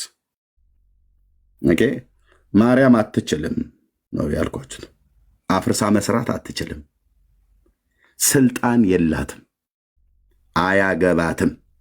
የጌታዬ እናት ስራዋ አይደለም። አፍርሶ መስራት ማለት የፈጠረው ሰውን የፈጠረው ማን ነው? አምላካችን እግዚአብሔር ነው። አፍርሼ እሰራለሁኝ ብሎ ያለውን እኔ በእግዚአብሔር ቃል ላሳያ። እንደዚህ አላቸው። በአንድ ወቅት ስሙን የያዝኩትን ነቢይ እግዚአብሔር ላከውና ወደ እስራኤል ቤት እንደዚህ ያለው በትንቢተ ኤርምያው 18 ላይ እንደዚህ ያለው ጌታ ማለት ነው። እኔ ነኝ አፍርሼ መስራት የምችለው እና ይህንን ለእስራኤል ሕዝብ ንገርልኝ አለው። ከእግዚአብሔር ዘንድ ወደ ኤርምያስ የመጣ ቃል እንዲህም አለው፣ ተነስተህ ወደ ሸክላ ሰሪው ቤት ውረድ፣ በዚያ ቃሌን አሰማሃለሁ። ወደ ሸክላው ሰሪውን ቤት ወረዱ፣ እነሆ ስራውን በመንኮራኩር ላይ ይሰራ ነበር። ሸክላ ሰሪው ማለት ነው። ማሰሮ የሚሆን ውሃ ማፊያ ድስት የሚሆን ጀበና የሚሆን ብቻ ከሸክላ የሚሰሩ እቃዎችን ይሰራ ነበር። ሸክላ ሰሪው ቁጭ ብሎ መንኮራኩሩ ላይ ይሰራ ነበር እና እዛ ነው ሂደ ያለው ጌታ። ጭቃውን እንትን እያለ እንደዚህ እያድቦለቦለ እንደዚህ በጣቱ እያሸ በመዳፉ እያላመጠ ምናምን ነገር እንደዚህ እያደረገ ይሰራ ነበር። ሂድ እዛ ነው እዛ ቃሌን አሰማለሁ አለው። ምን ቃሉን ለማሰማት ለምን ጌታ እዛ ድረስ ነብዩን ይልከዋል? በቃ አላቀው እግዚአብሔር ነው። የፈለገበት ቦታ መላክ ይችላል። ከዛስ ከጭቃም ይሰራው የነበረውን ዕቃ ከጭቃው ከዛ ከሸክላው ጭቃ የሚሰራው የነበረውን ዕቃ በሸክላ ሰሪው እጅ ተበላሽ።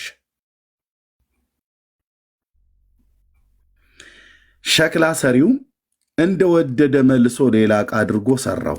ያንን የተበላሸውን የተበላሸውን ለምሳሌ እዚች ጋር ጁስ የጠጣሁበት ቃለ ለምሳሌ ሸክላ ሰሪው ልክ እንዲህ አይነት ቦትል ከሆነ ይሰራ የነበረው ሲሰራ ሰርቶ የመጣመም ወይ የመጉበጥ ወይ ደግሞ እዚህ ከታች ጠባብ ሆኖ ከላይ ሰፊ ከሆነበት ብቻ ወይ ደግሞ ከተንከረፈፈበት ጭቃውን ነው እንደዛ አድርጎ የሰራው። ስለዚህ ጭቃውን አይ ይሄኛው ስሰራው ተበላሸብኝ ብሎ አይወረውረውም። ይሄንን ጭቃውን ምን ያደርገዋል? መልሶ ድፍጥጥ ያደርገውና ያበላሸውና እየተሰራ የነበረውን መልሶ ድፍጥጥጥጥ ያደርገዋል። መልሶ ምንድነው ያዋህደዋል። የሰራውን ቅርጽ ያጠፋዋል። ከዛስ መልሶ እንደወደደ ምትል ቃል አለች። እንደወደደ መልሶ ሌላ ዕቃ አድርጎ ሰራው አለ።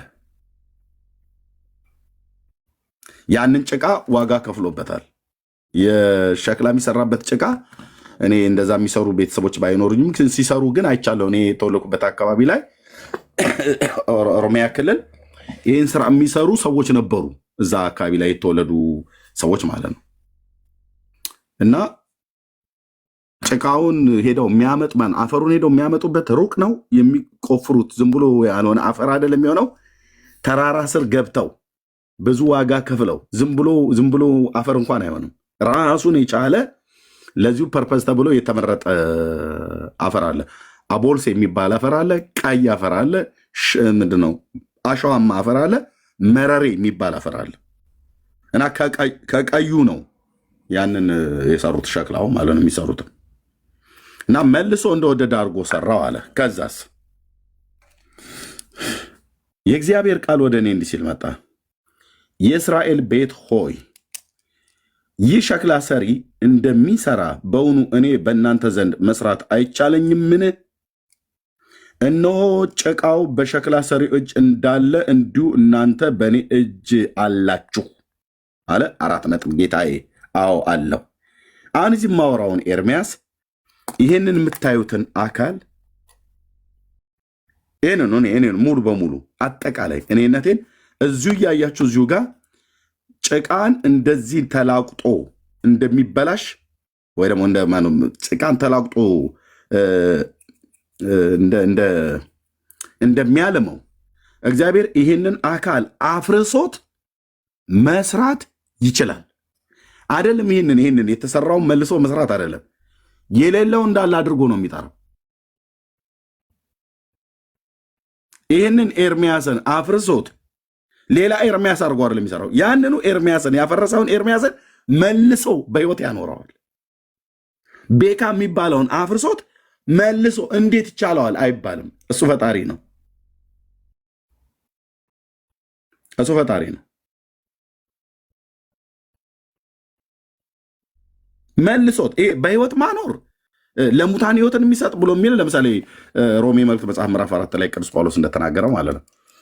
ሙታኑ ሰውዬ ከሞተ በኋላ እዚህ ይቀበራል፣ በመቃብር ይቀበራል እና ይቀበራል። እዚህ ጋር ጭንቅላት አለ፣ እዚህ ጋር አንገት አለ፣ እዚህ ጋር እጆች እንደዚህ ሆነው አሉ። እዚህ ጋር ደግሞ ወገብ ቅልጥ ምናምን ነገር አለ። እዚህ መቀመጫ ያለ እዚህ ጋር አንድ ራሱን የቻለ እግር ይሄዳል። እዚህ ጋር አንድ ራሱን እግር መሄድ ይችላል። አጽም ሆኖ እዚህ ጋር ተኝቶልሃል ማለት አይን ምናምን ነገር በሙሉ ፈርሷል፣ የለም። እዚህ ጋር በሙሉ የአጥንት ውልቅላቂዎች ነው የምታገኘው። ከሞተ 4 ቀን እንደ አልዓዛር ብቻ አይደለም። ለምን 40 ዓመት አይሆነው? አብርሃምን አሁን የሞተው አብርሃም አባታችን የሞተበት ዘመን ሩቅ ነው። ጌታ ዛሬ ላስነሳው ብሎ ቢል የትንሣኤን አካል ሰጥቶ በሕይወት አቁሞት እስራኤል ሀገር ላይ እንዲራመድ ሊያደርገው ይችላል።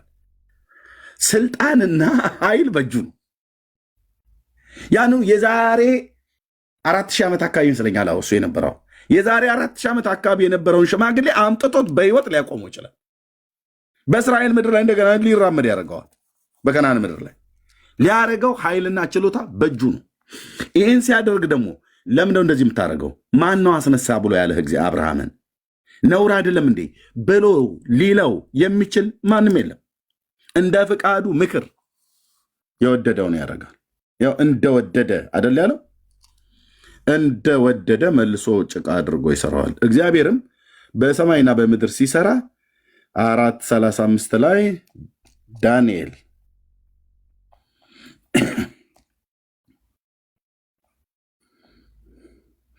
በምድር የሚኖሩ ሁሉ እንደ ምናምን ይቆጠራሉ። በሰማይና በምድር በሰማይ ሰራዊት በምድርም ላይ በሚኖሩት መካከል እንደ ፈቃዱ እንደወደደ ማለት እንደ እርሱ ፍቃድ የወደደውን ያደርጋል። እጁንም የሚከለክላት ወይስ ምን ታደርጋለህ የሚለው የለም ይላል። ማንም አንድ መልአክ አፉን አያነሳም። አንድ ሚካኤል አፉን አያነሳም አልኩ እግዚአብሔር ላይ። ለምንድን ነው ግን እንደዚህ የምታደርገው? ማን ነው እንደዚህ አድርግ ብሎ ያለህ? አንተ ሁሉ ቀን ሳይነግሩ ምናምን ብሎ ለማለት ሐሳቡም ራሱ አይመጣለትም፣ አይችልም። እግዚአብሔርን የታውቁትና አይችልም። ሐሳብ ምክር ሊሰጠው እንኳን አይችልም። እንደወደደ እንደ ፍቃዱ ምክር ግን የወደደውን ያደርጋል። የወደደውን በሕይወት ያኖራል። የወደደውን ይገድለዋል። የገደለውንም ደግሞ ለሙታን ሕይወትን የሚሰጥ ነውና የሞተውን ይሄንን 4 ቀን አይደለም እንደ አልዓዛር 40 ዓመት ለምን አይሆነውም? ለምን 4000 ዓመት አይሆነውም? እንደ አብርሃም ላምጣው ብሎ ካለ ያመጣዋል። ለሙታን ሕይወትን የሚሰጥ የሌለውን እንዳለ አድርጎ በሚጠራ ባመነበት በእግዚአብሔር ፊት የሁላችን አባት ነው ተብሎ የተባለለት አብርሃም በተነገረበት በሮሜ መልእክቱ ላይ ማለት ነው።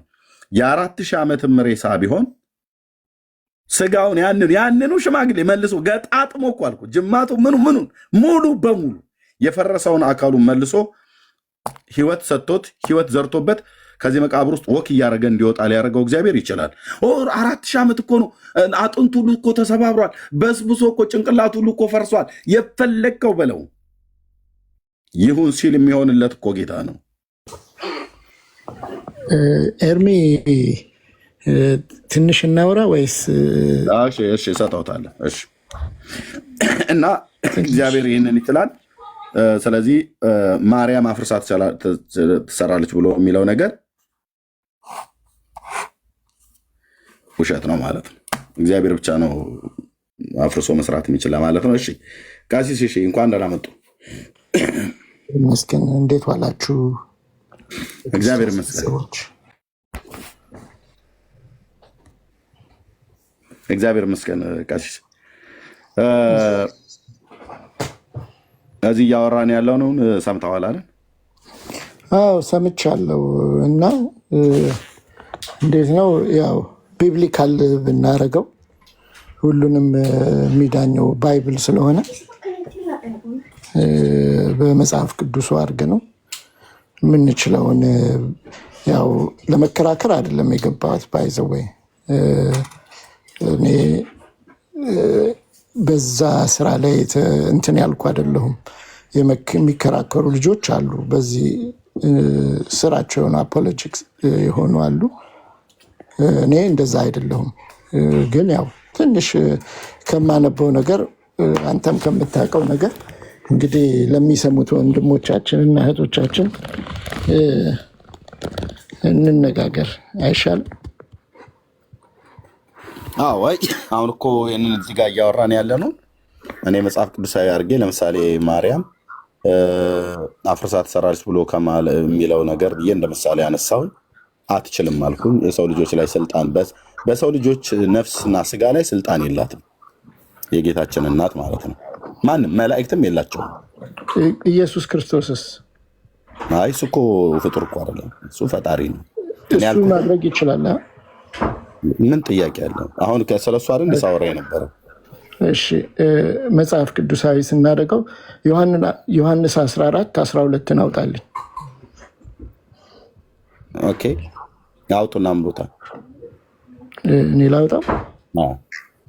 እሺ እውነት እውነት እላቸዋለሁ በእኔ የሚያምን እኔ የሚያደርገውን ስራ እርሱ ደግሞ ያደርጋል፣ ከዚህም የሚበልጥ ያደርጋል።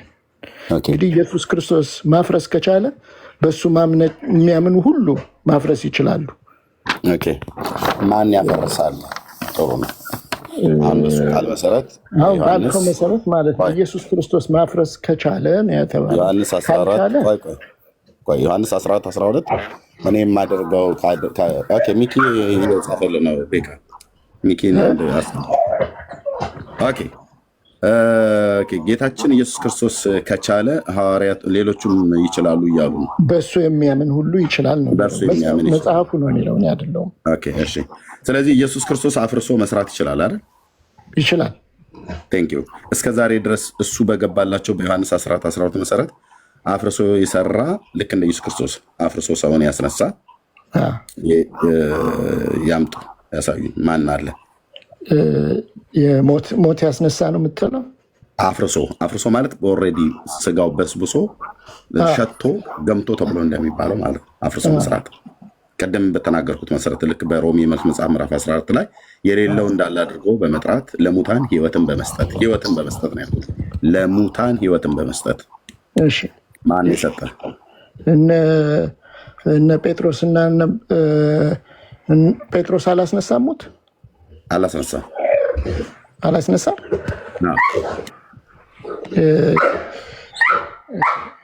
ይቅርታ፣ ውሻ ከልጄ ጋር የተቃወመች እንዳትሆን።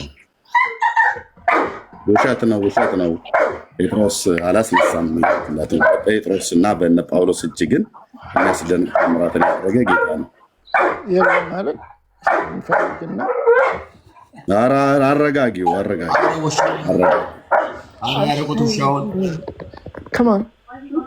አይ አንዳንዴ እኮ እግዚአብሔር በተፈጥሮ ይናገራል እና እንዴት ነው እያለ እሺ፣ ሰምተናል። ተቃውሞሽን ሰምተናል። ገብቶኛል። እኔ አረጋጊው እያልኳት ነው። ዲቤት ገባች እኮ እንዴት አይነት ውሸት ነው እያለች ማለት ነው። እሺ፣ ለሙታን ህይወትን የሚሰጥ ብሎ በሮሜ መልእክት መጽሐፍ ምዕራፍ 4 ላይ ቅዱስ ጳውሎስ እንደተናገረው ልክ እንደዛው ለሙታን ህይወትን የሰጠ ሐዋርያ አምጡ። ጴጥሮስ ብለውኛል። ጴጥሮስ ሙታንን አስነስቷል አይደለ ብለው ሲሉ አይ ጴጥሮስ አይደለም ያስነሳው ብዬወታለሁ። ታዲያ ማን ያስነሳው?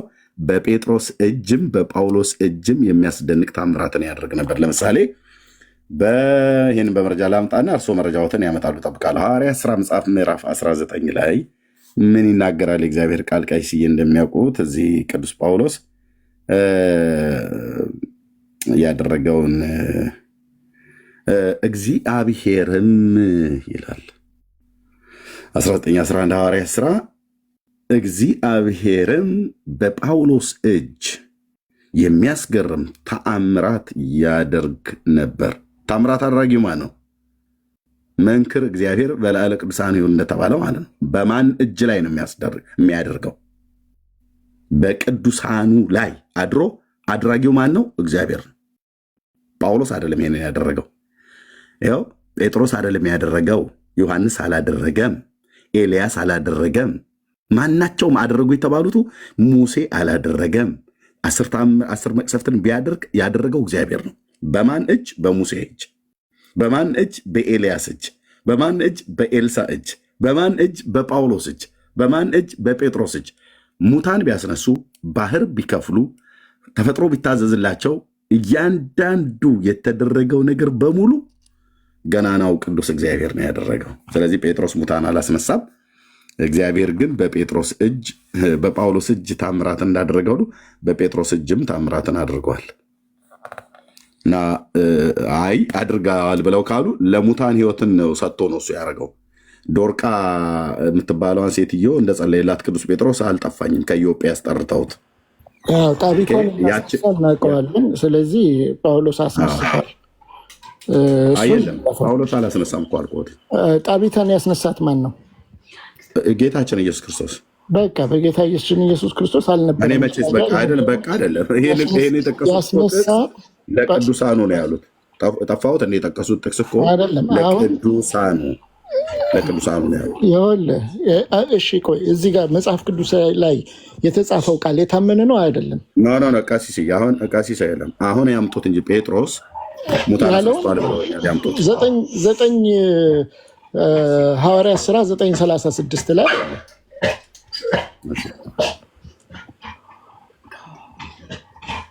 እሺ 9:36 ሐዋርያት ሥራ ቀሲስ 9:36 ላይ በዚያን ወራት ታመመችና ሞተች። የዶርቃ ማለት ነው የሐዋርያት ሥራ ጣሊታ ናት። ጣሊታ አይደለችም። ከዛ በዚያን ሰገነት ላይ አኖሯት።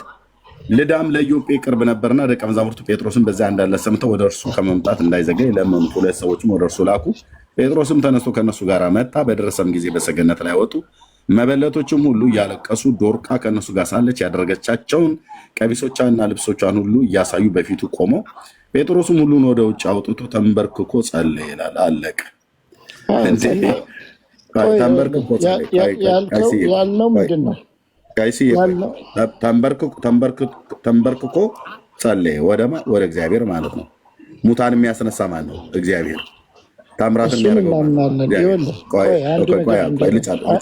አይደለም። አንተ ጥያቄን የጠየቅከው እኔ መልስ ስሰጥ አንተ ጥያቄ ጠየቅህ አይደለ? አንድ ጴጥሮስ ሙታን ያስነሳበት ነው። አሁን አንደኛው ጴጥሮስ እጅ ግን ሙታን ተነስተዋል። ቆይ እሺ፣ አሁንም ወደ ቀደመው ነገር እንመለስና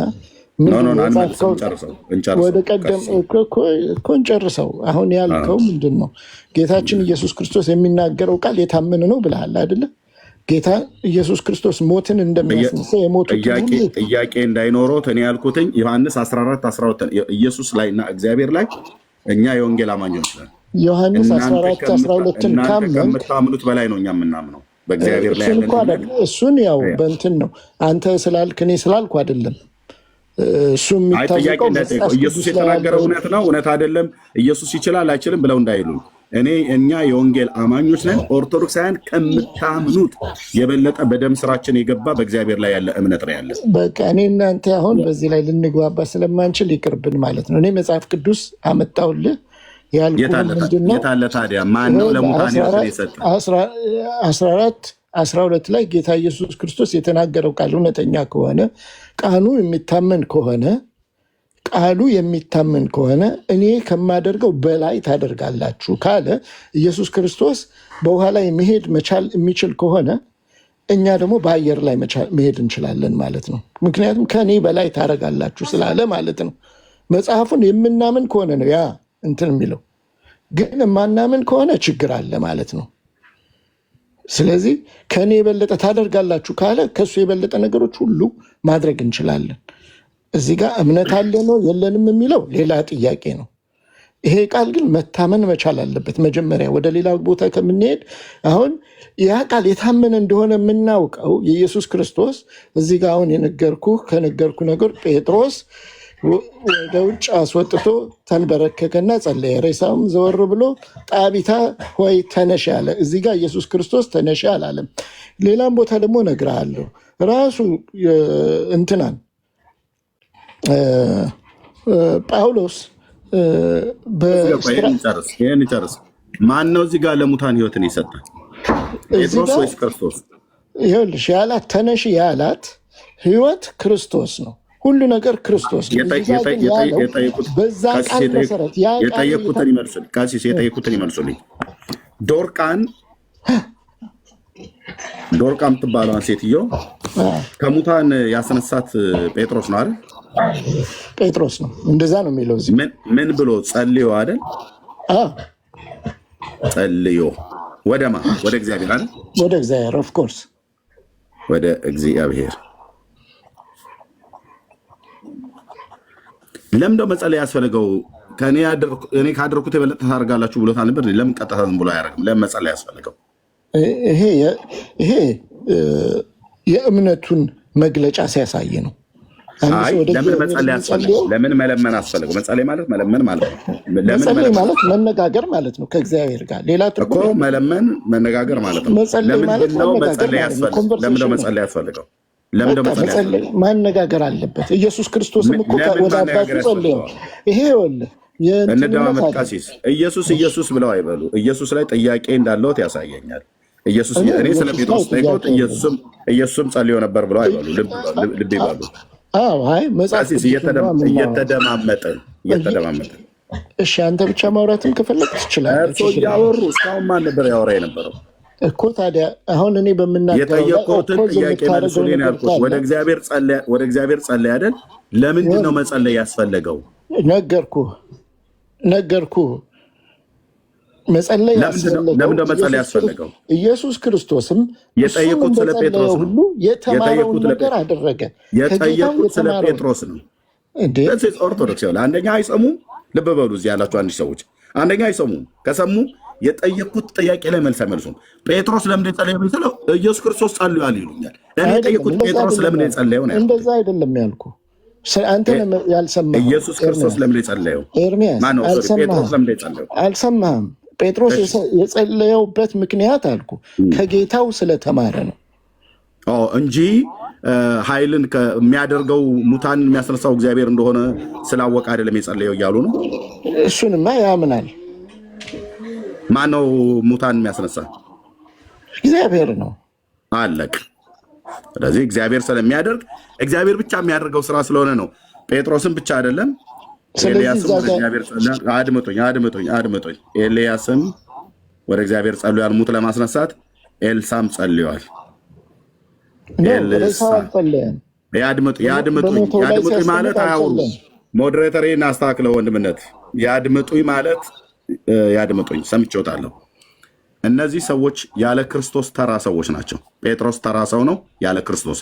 ኤልያስ ተራ ሰው ነው ያለ ክርስቶስ። ኤልሳ ተራ ሰው ነው ያለ ክርስቶስ። ሙትን በመጸለይ እነዚህ ነቢያት ቀዳሚ ይሆናሉ። ኤልያስ ቀዳሚ ነው ሙትን ለማስነሳት። የዛችን የሰራፕታ ሴት ልጇን ለማስነሳት ዘግቶ ወደ እግዚአብሔር ጸልዮአል። ወደማ ወደ እግዚአብሔር። ለምን? ይሄንን ስራ ሊሰራ የሚችል ኤልያስ ሳይሆን እግዚአብሔር እንደሆነ ስለሚያውቅ። ኤልያስም ዘግቶ ቤቱን ዘግቶ ወደ እግዚአብሔር ጸልዮአል። ጴጥሮስም በሩን ዘግቶ ወደ ጌታ ጸልዮአል። አለ። ስለዚህ ለሙታን ሕይወትን የሚሰጥ ኤልያስ የለም። ለሙታን ሕይወትን የሚሰጥ ኤልሳ የለም። ለሙታን ሕይወትን የሚሰጥ ጴጥሮስ የለም። ለሙታን ሕይወትን የምትሰጥ ማርያም ራሱ ማርያም ይህን እንኳን አላደረገችም። እነዚህ ግን ቀጥታ ስለተጻፈላቸው በእንደዚህ ተቀምጧል። ለሙታን ሕይወትን የሚሰጠው ማን ነው? እሱ ነው ማለት ነው።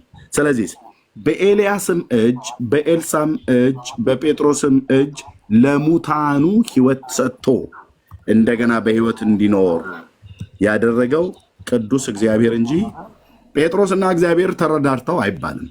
ጴጥሮስ ማነው? ኤልያስ እና እግዚአብሔር ተረዳርተው አይባልም። እነዚህ ጋር ኃይልና ብርታት የለም። ኃይላቸው ብርታታቸው እግዚአብሔር ነው እንጂ ኃይልና ብርታት የለም። ኃይልና ብርታት ማዳን ስልጣን ያለው እግዚአብሔር ነው። አለቅ። ስለዚህ ለእግዚአብሔር ክብር ይሁን፣ ለእግዚአብሔር ክብር ይሁን። ከኤልያስ ጋር ጭምር አይባልም። ከኤልያስ ጋር ጭምር ለእግዚአብሔር ክብር ይሁን አይባልም። ከጴጥሮስ ጋር ጭምር አይባልም። ለእግዚአብሔር ክብር ይሁን። ለሙታን ሕይወትን የሚሰጥ እሱ ነውና የሌለውንም እንዳለ አድርጎ የሚጠራው እሱ ነውና። ስለዚህ ነው እነዚህ አባቶች ተረድተው ይሄ ስራ በእነሱ እጅ እንደማይሰራ ከሰራም ራሱ እግዚአብሔር እንደሚሰራ አውቀው እና አምነው ወደ እግዚአብሔር ጸለዩ እንጂ በራሱ ተነስ ብድግ ብሎ ከኪሱ ሳንቲም እንደሚያወጣ የሰውን ሕይወት ከኪሱ እያወጣ ለሙታን ሕይወትን እየሰጠ የሌለው እንዳለ አድርጎ እየጠራ ጴጥሮስ አላደረገም፣ ኤልያስም አላደረገም፣ ኤልሳም አላደረገም። ሙታን ያስነሱ አባቶች ናቸው እነዚህ። በእነሱ እጅ እግዚአብሔር ሙትን አስነሳ ማለት ነው። በጳውሎስ እጅ የሚያስገርም ምልክት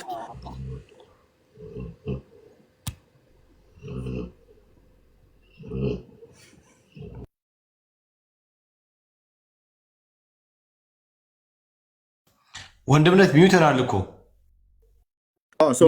እግዚአብሔር ነው። ሶሪ ሚዩት አድርጉት። ቀሲስ ልብ በሉ ይሄን ቃል እዩ እና ቀጥዬ ቀሲስ ሰጣቸዋለሁ። ትልቁ ላይ አድርገኝ።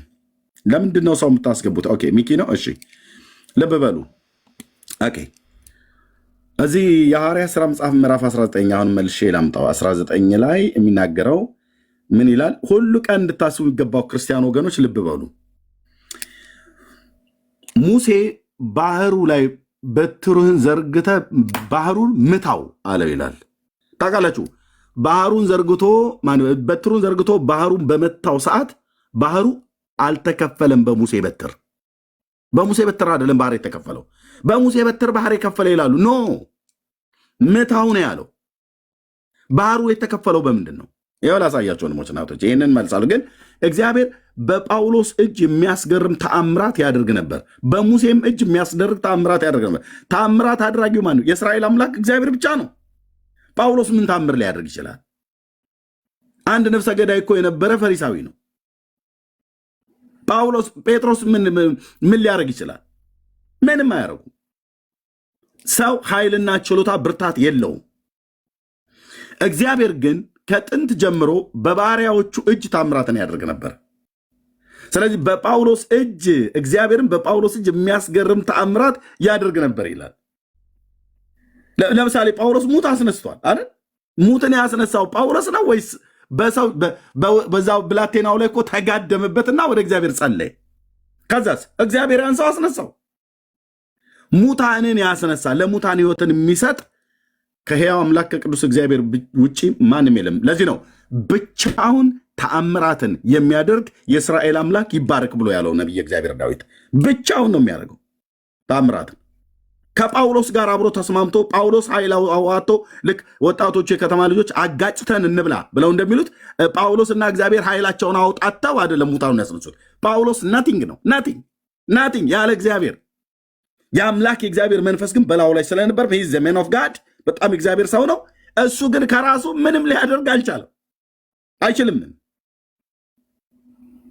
ኦኬ በትሩን እንኳን በባህሩ ላይ እንዲዘረጋ ሙሴን ያዘዘው እግዚአብሔር ነው። ግን በጣም ብዙ ጊዜ ሙሴ በባህር በትር ከፈለ ብለው ይላሉ ኦርቶዶክስ። እንደውም ሚካኤልም ጭምር ነው ብላ ትላለች። አይደሉም፣ ሁለቱም አይደሉም። ወንድምዬ መጽሐፍትን አንብቡ። ነውር አይደለም እንዴ? በጣም ነውር። መጽሐፍትን አንብቡ። እሺ ኦኬ፣ እንዲህ ይነበባል። እኔ ልቀጥል አሁን? ይቀጥላሉ። ይህን ተናግረ ይሰጠውታል። ያው እግዚአብሔርም ሙሴን አለው ለምን ትጮህብኛለህ? እንዲጓዙ ለእስራኤል ልጆች ንገር። ቁጥር 14 ዘጸአት 15 ቁጥር 14 ቁጥር 15 አንተም በትርህን አንሳ፣ እጅንም በባህሩ ላይ ዘርጋ፣ ክፈለውም አለው። ተከፈለ? በዚህ ሰዓት አልተከፈለም። ላሳያችሁ። ማን ነው ባህርን የከፈለ? የሆነ ነገር መጥቷል ከዚህ በኋላ። አዎ እንዳዘዘው ባህሩንን መጥቶታል በበትር። ወዲያው ግን አልተከፈለም። ሙሴ በትሩን አንስቶ በባህሩ ላይ ሲዘረጋ ቀጥሎ እግዚአብሔር ያመጣውን ይዩት። ክፈለው አለው። እሺ የእስራኤል ልጆች በባህር ውስጥ ይለፉ አለው፣ ያልፋሉ አለው።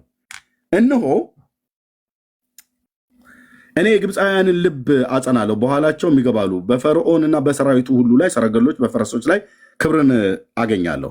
ግብፃውያንም በፈርዖንና በሰረገሎቹ በፈረሶቹ ላይ ክብር ባገኘው ጊዜ እኔ እግዚአብሔር እንደሆንኩ ያውቃሉ ካለ በኋላ በእስራኤልም ሰራዊት ፊት ይሄድ የነበረው የእግዚአብሔር መልአክ ፈቀቅ ብሎ በኋላቸው ሄደ፣ የደመናውም አምድ ከፊታቸው ፈቀቅ ብሎ በኋላቸው ቆመ ካለ በኋላ በግብፃውያን ሰፈርና በእስራኤል ሰፈር መካከል ገባ። በዚያም ደመናና ጨለማ ነበር፣ በዚህም በኩል ደግሞ ሌሊቱን አበራ። ሌሊቱን እርስ በርሳቸው አልተቀራረቡ ካለ በኋላ ሙሴም በባህሩ ላይ እጁን ዘረጋ ይላል። እግዚአብሔርም ይላል ሙሴ እጁን በባህሩ ላይ ሲዘረጋ ምታው ብሎ እንዳለ ሲያደርግ ሎክ ባህር የተከፈለበት። እግዚአብሔርም ሌሊቱን ሁሉ ጽኑ የምስራቅ ንፋስ አምጥቶ ባህሩን አስወገደው ይላል። ሃሌሉያ ሃሌሉያ። ባህሩንም አደረቀ፣ ውሃውም ተከፈለ ይላል። በነፋስ ነው እግዚአብሔር ውሃውን በግራና በቀኝ አቆመው። በበትር ሙሴ በበትር ባህሩን ከፍሎት ይላል። የቱ ጋር ነው በባህር የከፈለው? ምታው ነው ያለው። ስትመታው ይከፈላል አለ እንዴ? ምታው አለ እና ክፈለውን ብሎ እንኳን ብሎ ቢላው የተከፈለው ግን ባህር የምስራቅ ንፋስ አምጥቶ ነው። ነፋሳትን ከቤተ መዛግብቱ የሚያዝ የሰራዊት ጌታ እግዚአብሔር። የምስራቅ ንፋስ ማለት በመጽሐፍ ቅዱስ ፍርድ ማለት ነው። የፍርድ ንፋስ ማለት ነው። ስለዚህ ባህሩን ያደረቀው እግዚአብሔር በምንድን ነው? ጽኑ የምስራቅ ንፋስ አምጥቶ ነው። ሌሊቱን ሁሉ ጽኑ የምስራቅ ንፋስ አምጥቶ ባህሩን አስወገደው፣ ባህሩንም አደረቀው፣ ውሃውም ተከፈለ። ካኑማ ጨርሻ ላይ ይቀጥሉ። ስለዚህ እግዚአብሔር ነው የሚያደርገው ተአምራትን። በሙሴ እጅ ተአምራትን ያደረገ እግዚአብሔር እንጂ ሙሴ ተአምራትን አላደረገም። ብራዘር ይቅርታ። እሺ ኤርሚ ጨርሻለሁ ስላልክ ነው የገባሁት። ችግር ቀሲስ ልግባ ስላሉ ነው። አንድ ጊዜ ልጨርስ። ይገባሉ ግን አንድ ጊዜ ሚኪ አዳምጣቸው፣ እሳቸውንም በደንብ አዳምጣቸው። የማዳመጥ ችግር የለብኝ። ቀሲስዬ እሺ እርሶ ይቀጥሉ። ምንድን ነው ኤርሚ ቅድም ስለጸለየ ሙታን አስነሳ ብለሃል። ትንሽ አሁን አንተ እንትን እያረክ ነው። ቼሪ ፒኪንግ ይባላል። እንደዚህ ፒክ እያረክ ነው፣ ግን መልሱ አለው ለዚህኛውም። መጽሐፈ ነገሥት ካልዕ ምዕራፍ 13 ብታወጣ ከቁጥር 1 ላይ ምን ይላል መሰለህ? ሰዎች አንድ ሰው ሲቀር አደጋ ጣዮች አዩ፣ ሬሳውንም በኤልሳ መቃብር ጣሉት። የኤልሳንም አጥንት በነካ ጊዜ ሰውየው ድኖ በእግሩ ቆመ። እዚህ ጋር ኤልሳ ሞቷል፣ እየጸለየ ይሁን አይሁን መጽሐፍ ቅዱሱ የሚናገረው አንቀጽ የለም እስከታች ድረስ ብታነበው። ግን ሰውየው ስለመነሳቱ እንትን ይናገራል። እንግዲህ ይህንንስ ምን ትላለህ? ቴንኪው። እግዚአብሔር ነው ይህን ያደረገው። ይህንንም እግዚአብሔር ነው ያደረገው። አይ እግዚአብሔር አይደለም ያደረገው ብለው ካሉ እርሶ ኖት መረጃ ማቅረብ ያለበት። ምን ትላለህ ሳይሆን እርሶ ኖት መረጃ ማምጣት ያለበት። የኤልሳ አጥንት ብሉይ ኪዳን ላይ የፈለጋችሁ ብሉይ ኪዳን አይደለም አዲስ ኪዳን ላይ የፈለጋችሁት ቦታ ላይ ማንሳት ትችላላችሁ። በኤልሳ መቃብር ላይ ወስደው ጣሉት አይደል ቀባሪዎች? አዎ ሲጥሉት ሙቱ ተነሳ። ሙቱን ያስነሳው ኤልሳ ነው ወይስ እግዚአብሔር ነው? እርሶ እዚህ ጋር አልተናገረም። ስለ መጽሐፍ ቅዱስ ስለምናወራ አሁን በመጽሐፍ ቅዱስ ብቻ ነው የምናወራው። ስለዚህ በመጽሐፍ ቅዱስ ደግሞ አጠቃላይ ብለን ካልን ኤልሳ ሙታን ያስነሳል ብሎ የሚል መረጃ ከሌለዎት ኤልሳ ሙታን ያስነሳል ኤልሳ ይኸው አጥንቱም እሱ ብቻ ሳይሆን አጥንቱም ያስነሳል እኮ በራሱ ነው። አጥንቱ የኤልሳ አጥንት ነው ያስነሳው አይደል? እንደዛ ነው የሚለው መጽሐፍ። እኔ አይደለሁም እኮ የኤልሳ አጥንት ሙት አስነሳ አይደል? እንደዛ ነው የሚለው መጽሐፉ እኮ። ልክ ነው መጽሐፉ እንደዛ ነው ብሎ የሚለው። ስለዚህ ከኤልሳ አጥንት ላይ ሙቱ የተነሳው በኤልሳ ነው ወይስ በእግዚአብሔር ነው? መጽሐፉ የሚለው በኤልሳ አጥንት ይላል። በውስጠ ታዋቂነት እግዚአብሔር ሁሉን ስራ ለሰዎች እንደሚሰራ እናውቃለን። አሁን አንድ ሰው መጥቶ ቀሽዬ ሙታኑን ያስነሳው ነቢዩ ኤልሳ ነው ወይስ እግዚአብሔር ነው? በባሪያው አጥንት ላይ ሰዎች መቃብር ላይ ሰዎች ቢጥሉትም ያስነሳው የኤልሳ አምላክ ነው ብሎ የምትሉት ወይስ ኤልሳ ነው ያስነሳው? አሁን ጥያቄውን እኮ ወደ ጥያቄ ትመልሰዋለህ። መልሳት እንዴ ለምን ይጠይቁኛል? እርሶ እያወራን ነው አይደል? እንደዛ ከሆነ እኔ ልመልስሎት። ቅድም የሰጠኸኝ እንደዛ ከሆነ ልመልስሎት። ጥምን የሚያረካ መልስ ልስጦት። 1100 ሰው እያየ ይሄ ነቢይ ሙት የማስነሳት ስልጣን ወይ ደግሞ ኃይል የለውም። በመጽሐፍ ቅዱስ አታምንም ማለት ነው? ያድምጡ። አሁን እኔ መልስ ልስጥ፣ ጥምን የሚያረካ መልስ ልስጥ። ይሄ ነቢይ ሙት የማስነሳት ኃይል የለውም። ከራሱ የሆነ ማለት ነው። ከራሱ የሆነ ኤልሳ ከራሱ የሆነ ሙት የማስነሳት ኃይል የለውም። ማዳን የለውም። ከራሱ የሆነ ማለት ነው የለውም። ታዲያ እንዴት አወቅ ብላችሁ ካላችሁኝ ይኸው እዚህ ጋር ቅድም ጠቅሼው ነበር። ያንን ነቢይ ኤልሳ፣ ኤልያስ፣ ጴጥሮስ፣ በጴጥሮስ እጅ ዶርቃ፣ በኤልያስ እጅ የስራፕታዋ ሴት ልጅ፣ በኤልሳ እጅ የዛች የሱነማይቷ ሴት ልጅ። ኤልሳም ወደዛ ገባና ወደ ሰገነቱ ገብቶ ጸለየ። አፉን በአፉ ላይ አይኑን በአይኑ ላይ አድርጎ ወደ እግዚአብሔር ምን አለ ይላል? ኤልሳ ጸለየ፣ ለመነ። እግዚአብሔር ሙቱን ሰው እንዲያስነሳላት ማለት ነው። ኤልያስስ ጸለየ ወደ እግዚአብሔር። ጴጥሮስስ ዶርቃ እንድትነሳ ጸለየ። ለምን የሚጸልዩት? ወደ እግዚአብሔር ነው የጸለዩት። ወደ ማን የጸለዩት? ወደ እግዚአብሔር ነው የጸለዩት። ለምን? ለሙታን ህይወትን የሚሰጥ እግዚአብሔር እንደሆነ እነዚህ ሶስት አባቶች ያምናሉ። ያምናሉ። አባቶቼ እንዲህ ነው የሚያምኑት። ስለዚህ በራሱ ማዳን የሚችልማ ሙታን ማስነሳት ቢችል ኖሮ ጴጥሮስ ወደ እግዚአብሔር መጸለይ ባላስፈለገው። በራሱ ማዳንና ከሙታን ማስነሳት ቢችል ኤልሳ ወደ እግዚአብሔር ባልጸለይ ነበር። በራሱ ኤልያስ ማለት ነው። በራሱ ኤልሳ ደግሞ ሙታን ማስነሳት ቢችል ኖሮ ወደ እግዚአብሔር ባልጸለይ ነበር። በህይወተ ስጋ ሳለ ኤልሳ ሳይሞት በሚሞትበት በሽታ ገና ታሞ ሳይሞት በፊት ኤልሳ በህይወት እያለ ለሱናማይቱ ሴት ስለ ልጇ ወደ እግዚአብሔር ጸልዮ ነው ሙት የተነሳው። ማቀውን እኮ ነው የምትነግረኝ።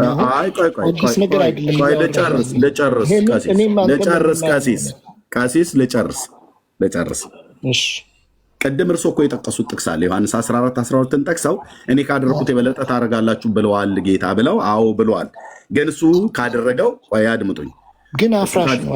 ኧረ ቆይ ልጨርስ። በመድኃኒ ዓለም ክርስቶስ ልጨርስ ሰጥቶታል። የዮሐንስ 14:12 ጠቅሰው እኔ ካደረኩት የበለጠ ታደርጋላችሁ ብለዋል ብለው አሉ። አሁን በዚህ መካከል እርሶ የሚያሳዩኝ ቀጥሎ ሲሰጠውት እድል እርሱ ለሙታን ሕይወትን የሚሰጥ ጌታ ነው። ይኸው እዚህ ሮሜ መልክ መጽሐፍ ላይ ቅድም በቃሌ ነበር የተናገርኩት። ለሕዝቧን በመረጃ ላሳይ። ሕዝብ ሰብሰብ ብለው ሲሉ ይሰብኩ ነበር አባቶቼ። ይኸው እንደዚህ ይላል። ይኸው ስለ አባታችን ስለ አብርሃም በሚናገርበት ስለዚህ ከሕግ ብቻ ሳይሆን ከአብርሃም እምነት ደግሞ ለሆነው ለዘሩ ሁሉ የተስፋው ቃል እንዲጸና እንደ ጸጋ ይሆን ዘንድ በእምነት ነው። እርሱም ለብዙ አሕዛብ አባት አደረግኩ ተብሎ እንደተጻፈ ለሙታን ሕይወትን የሚሰጥ የሌለውንም እንዳለ አድርጎ በሚጠራ ባመነበት በአምላክ ፊት የሁላችን አባት ነው ይላል። በአምላክ ፊት ማን ነው የሁላችን አባት የሆነው? አብርሃም ነው። የእምነት አባት ስለሆነ ማለት ነው የሁላችን አባት ነው። ግን ለሙታን ሕይወትን የሚሰጥ ማን ነው? የአብርሃም አምላክ ማለት ነው። የሌለውንስ እንዳለ አድርጎ የሚጠራ ማን ነው? የአብርሃም አምላክ ማለት ነው። አሁን እርሶ ለሙታን ሕይወትን እንደሚሰጠው የሌለው እንዳለ አድርጎ የሚጠራ አንድ ጻድቅ ከማርያም ጀምሮ አሳዩኝ፣ ከመላእክትም አንድ። እኔ ይኸውልህ የለም ብዬ ዘጋሁትኝ በአራት ነጥብ። ከመላእክት መካከል ለሙታን ሕይወትን የሚሰጥ የለም። ከጻድቃን መካከል የጌታ እናት ማርያም ጨምሮ ለሙታን ሕይወትን መስጠት አትችልም። ጴጥሮስስ አይችልም። ኤልሳስ አይችልም። ኤልያስስ አይችልም። አይችሉም።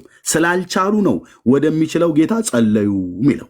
ኤልሳ ጸለየ፣ ኤልያስ ጸለየ፣ ጴጥሮስ ጸለየ፣ ጳውሎስም ጸለየ ይላል። እዚህ ጋር ጳውሎስንም ልጥራው ነገር ጳውሎስም ስላነስነሳ ጸለየ ይላል። ወዴት? ወደ እግዚአብሔር ጸለየ።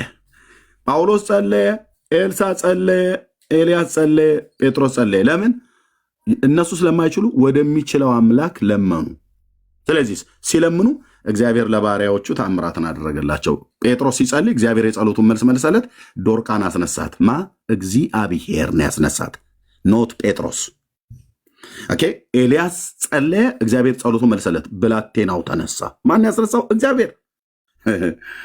ኤልያስ ጸለየ፣ አልችልም፣ እኔ አልችልም፣ ይሄ ነገር ከአቅሙ በላይ እኮ ስለሆነ ማለት ነው። ኤልሳ የሚያደርገው ነገር ወደ እግዚአብሔር አይለምን፣ ራሱ ነው። ልጨርስና አጠቃላይ ልሰጦት ነው። ስለዚህ እነዚህ ታላላቅ አባቶች ሙታን አስነስተዋል። ጴጥሮስ፣ ኤልያስ፣ ኤልሳ፣ ጳውሎስ፣ ሁለት ሐዋርያ፣ ሁለት የብሉይ ኪዳን ፈርጥ የሆኑ ታላላቅ አባቶችን ጠቅሻለሁ። በእጃቸው ሙታን ተነስተዋል። አንዳቸውም በራሳቸው ኃይልና ብርታት ለሙታን ሕይወትን አልሰጡም። ለሙታን ሕይወትን የሚሰጥ የአብርሃም አምላክ ቅዱስ እግዚአብሔርን ለምነውታል። ስለዚህ ለሙታን ሕይወትን የሚሰጥ ማን ነው? አፍርሶ የሚሰራ ማን ነው? ጌታዬና ጌታዬ ብቻ ነው። ማርያም አትችልም፣ ጳውሎስ አልቻለም፣ ዮሐንስም አልቻለም፣ ማንም አይችልም። ቅዱስ ሚካኤል፣ መልአክ ሁሉ ቢረባረቡ አይችሉም። አይችሉም ማለት አይችሉም ነው። አራት ነጥብ። ለሙታን ሕይወትን የሚሰጥ እግዚአብሔር ብቻ ነው። አለቅ። መረጃ ካለው ታምጡ።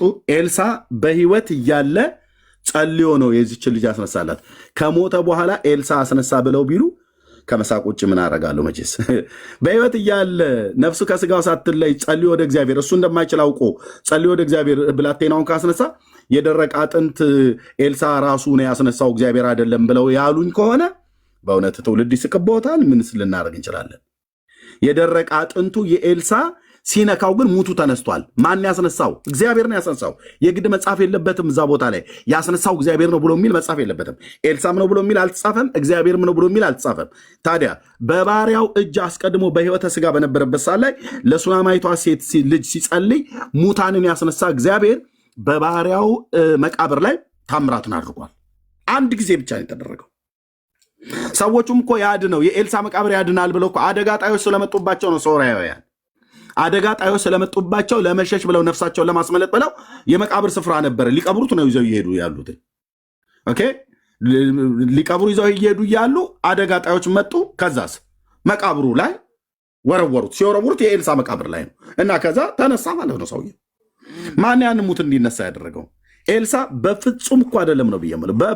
በፍጹም ኤልሳ ሊያስነሳ አይችልም።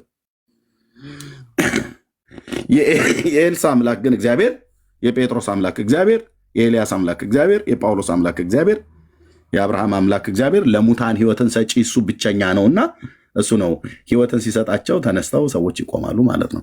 ካኑማ ይሄ ነው እውነቱ። ሌላ መረጃ ካለት አሁን መቀጠል ይችላሉ። ይኸው ደቂቃ አለ፣ ሰማወጣለሁ። ይቀጥሉ ቀሲስ።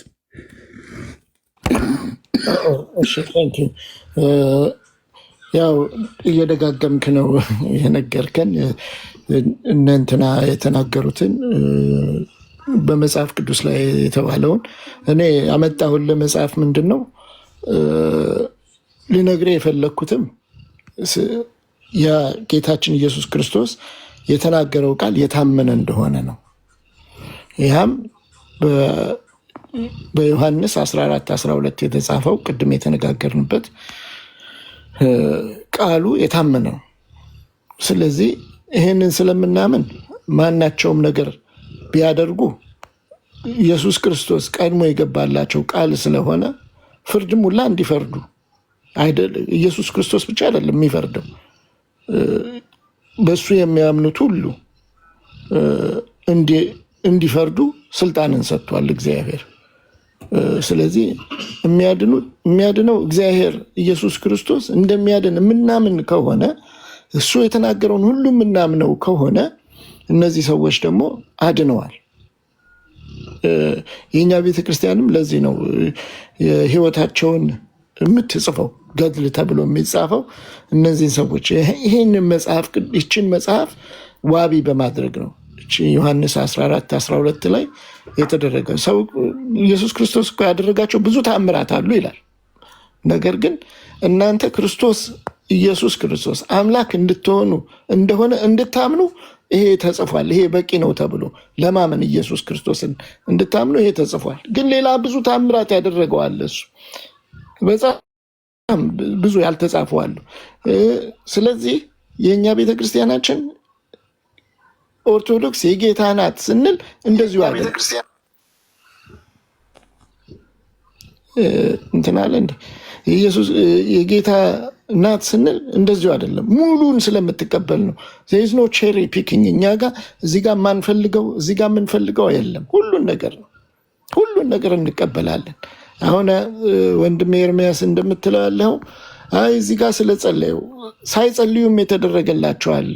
ለምንድን ነው ሳይጸልዩ የተደረገው? ኦልሬዲ ቃል ስለተገባላቸው ነው። ያ ቤተክርስቲያን ቃል ያ የኢየሱስ ክርስቶስ ቃል ቤተክርስቲያናችን ስለምታምን ነው። ስለጸለዩ ስላልጸለዩ አይደለም። ኦፍኮርስ እናምናለን። ሁሉ ነገር የሚያደርግ የሁሉ ፈጣሪ የሁሉ አድራጊ ኢየሱስ ክርስቶስ እንደሆነ እመቤታችን ቅድስት ድንግል ማርያም ብለን እኛ ስንናገር ይህን ማድረግ ትችላለች ወይ ስንል ይህንን አደረገች። ከኢየሱስ ክርስቶስ ያበለጠ ነገር ማድረግ ትችላለች። ለምን? ስላመነች። መቼ እናውቃለን? እንዳመነች ይሁን ስላለች በቃ አምኛለሁ ሆልዳለሁ ስትል እሺ ባለች በዛ ቅጽበቷ እምነቷን አሳይታለች። ስላመነች ይሄ እዚህ ጋር መጽሐፍ ቅዱስ ማንኛውም ነገር ገና መጽሐፍ ቅዱስ ላይ ያልተጻፈ ይሄ መጽሐፍ ቅዱስ ኢየሱስ ክርስቶስ አምላክ እንደሆነ እንድናምን የተጻፉት ብቻ ጽሁፎች ሳይሆኑ ሌላም ጽሁፎች ቢገኝ እኔ አምናለሁ። ለምን? ኢየሱስ ክርስቶስ የተናገረው ነገር እውነተኛ እንደሆነ ስለማምን ነው። ይሄ ደግሞ ቤተክርስቲያናችንን የጌታ እንድትባል ምንም የምትጥለው ነገር እንደሌለ ያስረዳናል ማለት ነው። እዚህ ጋር ምክንያት እየወሰድን አይደለም። በጣም እንለያያለን በእምነት ከፕሮቴስታንት ጋር በጣም በብዙ እኛ ከአባቶች ቅድም ሲናገር ነበር። የአባቶች እምነት እንዴት ነው ምናምን ከመጽሐፍ ቅዱስ ያልሆነ ትምህርት አንድም ቦታ የለን። መጽሐፍ ቅዱሳችን ያላት ቤተክርስቲያናችን የምታስተምረው የምትናገረው ሁሉ ከመጽሐፍ ቅዱስ ነው እና ስብከት እንዳላረገው ይቅርታ ይደረግልኝ ካበዛው። ግን ያው ማስረጃው ይሄ ነው። ማስረጃ እያሉ ነው ወንድሞቻችን። ማስረጃው እንግዲህ ያው ኢየሱስ ክርስቶስ በዮሐንስ 14:12 የጻፈው ነገር በቂ ነው። ለዚሁ አሁን ለምናወራው ርዕስ በቂ ነው። በቃ ኢየሱስ ክርስቶስ ይህን ማድረግ ትችላላችሁ። ምንድን ነው የሚያስፈልጋችሁ? እምነት ብቻ። እምነት ካላችሁ ይሄን ማድረግ ትችላላችሁ። ይሄን ቃል የምታምነው ከሆነ ኢየሱስ ክርስቶስ ስላመኑ ነው የሰጣቸው ይሄንን ችሎታ። ስለጸለዩ ብቻ አይደለም፣ ሳይጸልዩም እንደተደረገ ደግሞ አሳየው። ሁለተኛ ነገሥት ላይ የተጻፈውን እንግዲህ በመቃብር ነው ያለው። የነካው መቃብሩን ነው፣ ግን ሙቱን አስነሳ። እውነት ነው፣ ሲጸልይ ነበረ። ሱናማይቷን ልጅ ሲያስነሳ ሲጸልይላት ነበረ። ልክ ነው። ከሞተም በኋላ እንኳን አስነስቷል። ይሄ ነው ኢየሱስ ክርስቶስ ካደረገው በላይ። ኢየሱስ ክርስቶስ የተጻፈ የለም። አሁን ለምሳሌ ኢየሱስ ክርስቶስ መቃብር ሆኖ ሙት አስቀምጠውለት የተነሳ የለም፣ አልተጻፈም። የተጻፈ የለም መጽሐፍ ቅዱስ ላይ ኢየሱስ ክርስቶስ በመቃብር 3 ቀን ሞቶ እያለ ሬሳ አስቀመጡለት፣ ያ ሬሳ አብረው ተነሳ የሚል አንድም ጽሑፍ የለም። እንደዛ የሚል ጽሑፍ የለም። ግን ይኸው እዚህ ጋር ከኔ በላይ ታደርጋላችሁ የሚለው ነገር እውነተኛ መሆኑን ለማስረዳት ይኸው ያመኑት ሰዎች ኢቭን ሬሳቸው የሞተን ሰው አስነስቷል። የማይዋጥለት ሰው ሊኖር ይችላል። ልክ ነው። ምክንያቱም እስላሞችም አያምኑም። ስላሴ ብትላቸው አያምኑም። ለምን? ስላሴ የሚል ነገር ስለሌለ። ነገር ግን ፍራግመንቱ አለ ስለ ስላሴ እዛ መጽሐፍ ቅዱስ ላይ አለ ስለ ስላሴ የሚናገር ፍራግመንቱ እዚህ ጋር እዛ ጋር ተብሎ እነዚህን ዶቶችን ስታገናኝ አለ እና ለአሁኑ ይበቃኛል ይመስለኛል፣ ቦሪንግ እንዳልሆንባችሁ። ምክንያቱም መልእክቱ ቀላል መልስ ነው፣ አጭር ነው፣ ሁላችንም እንደሚገባን ስለሆነ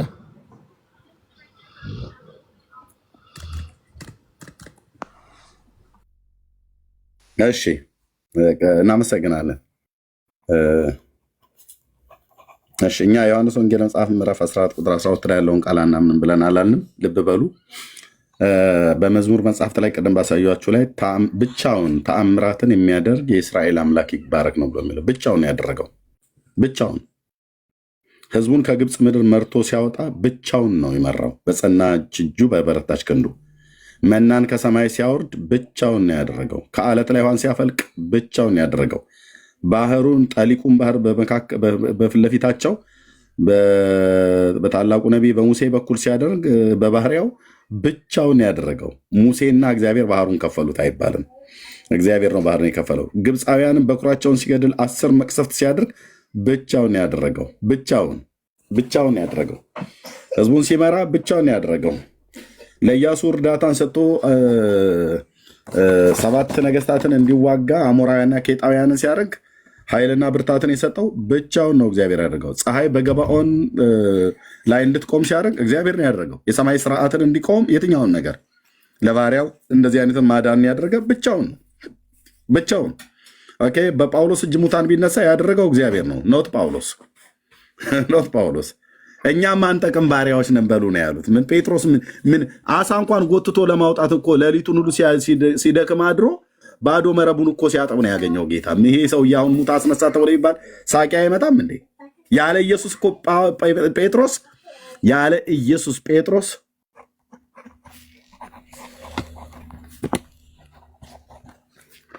ያለ ኢየሱስ ያለ እግዚአብሔር ጴጥሮስ በሉት ሙሴ በሉት ማርያም በላት ኤልያስ በለው ዋቴቨር ማናቸውንም ጥሩ ማናቸውንም ደርድሩ አብርሃም በል ይስሐቅ ኖህ በሉት ሄኖክ ዋቴቨር ማንም ጥሩት ያለ እግዚአብሔር ተራ ሰዎች ናቸው።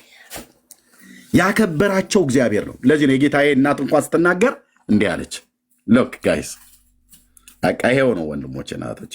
እንደውም በማርያም ቃል ነው የምንዘጋው። የጌታችን እናት የጌታዬ እናት እንዲህ አለች። ያላችሁ እንዲህ አለች።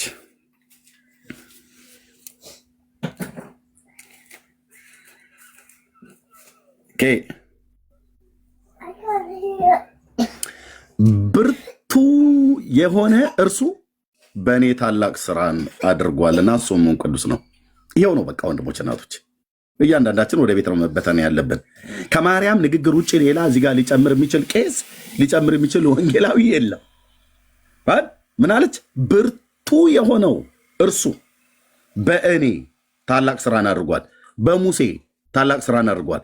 በጴጥሮስ ታላቅ ስራን አድርጓል። በኤልያስ ታላቅ ስራን አድርጓል።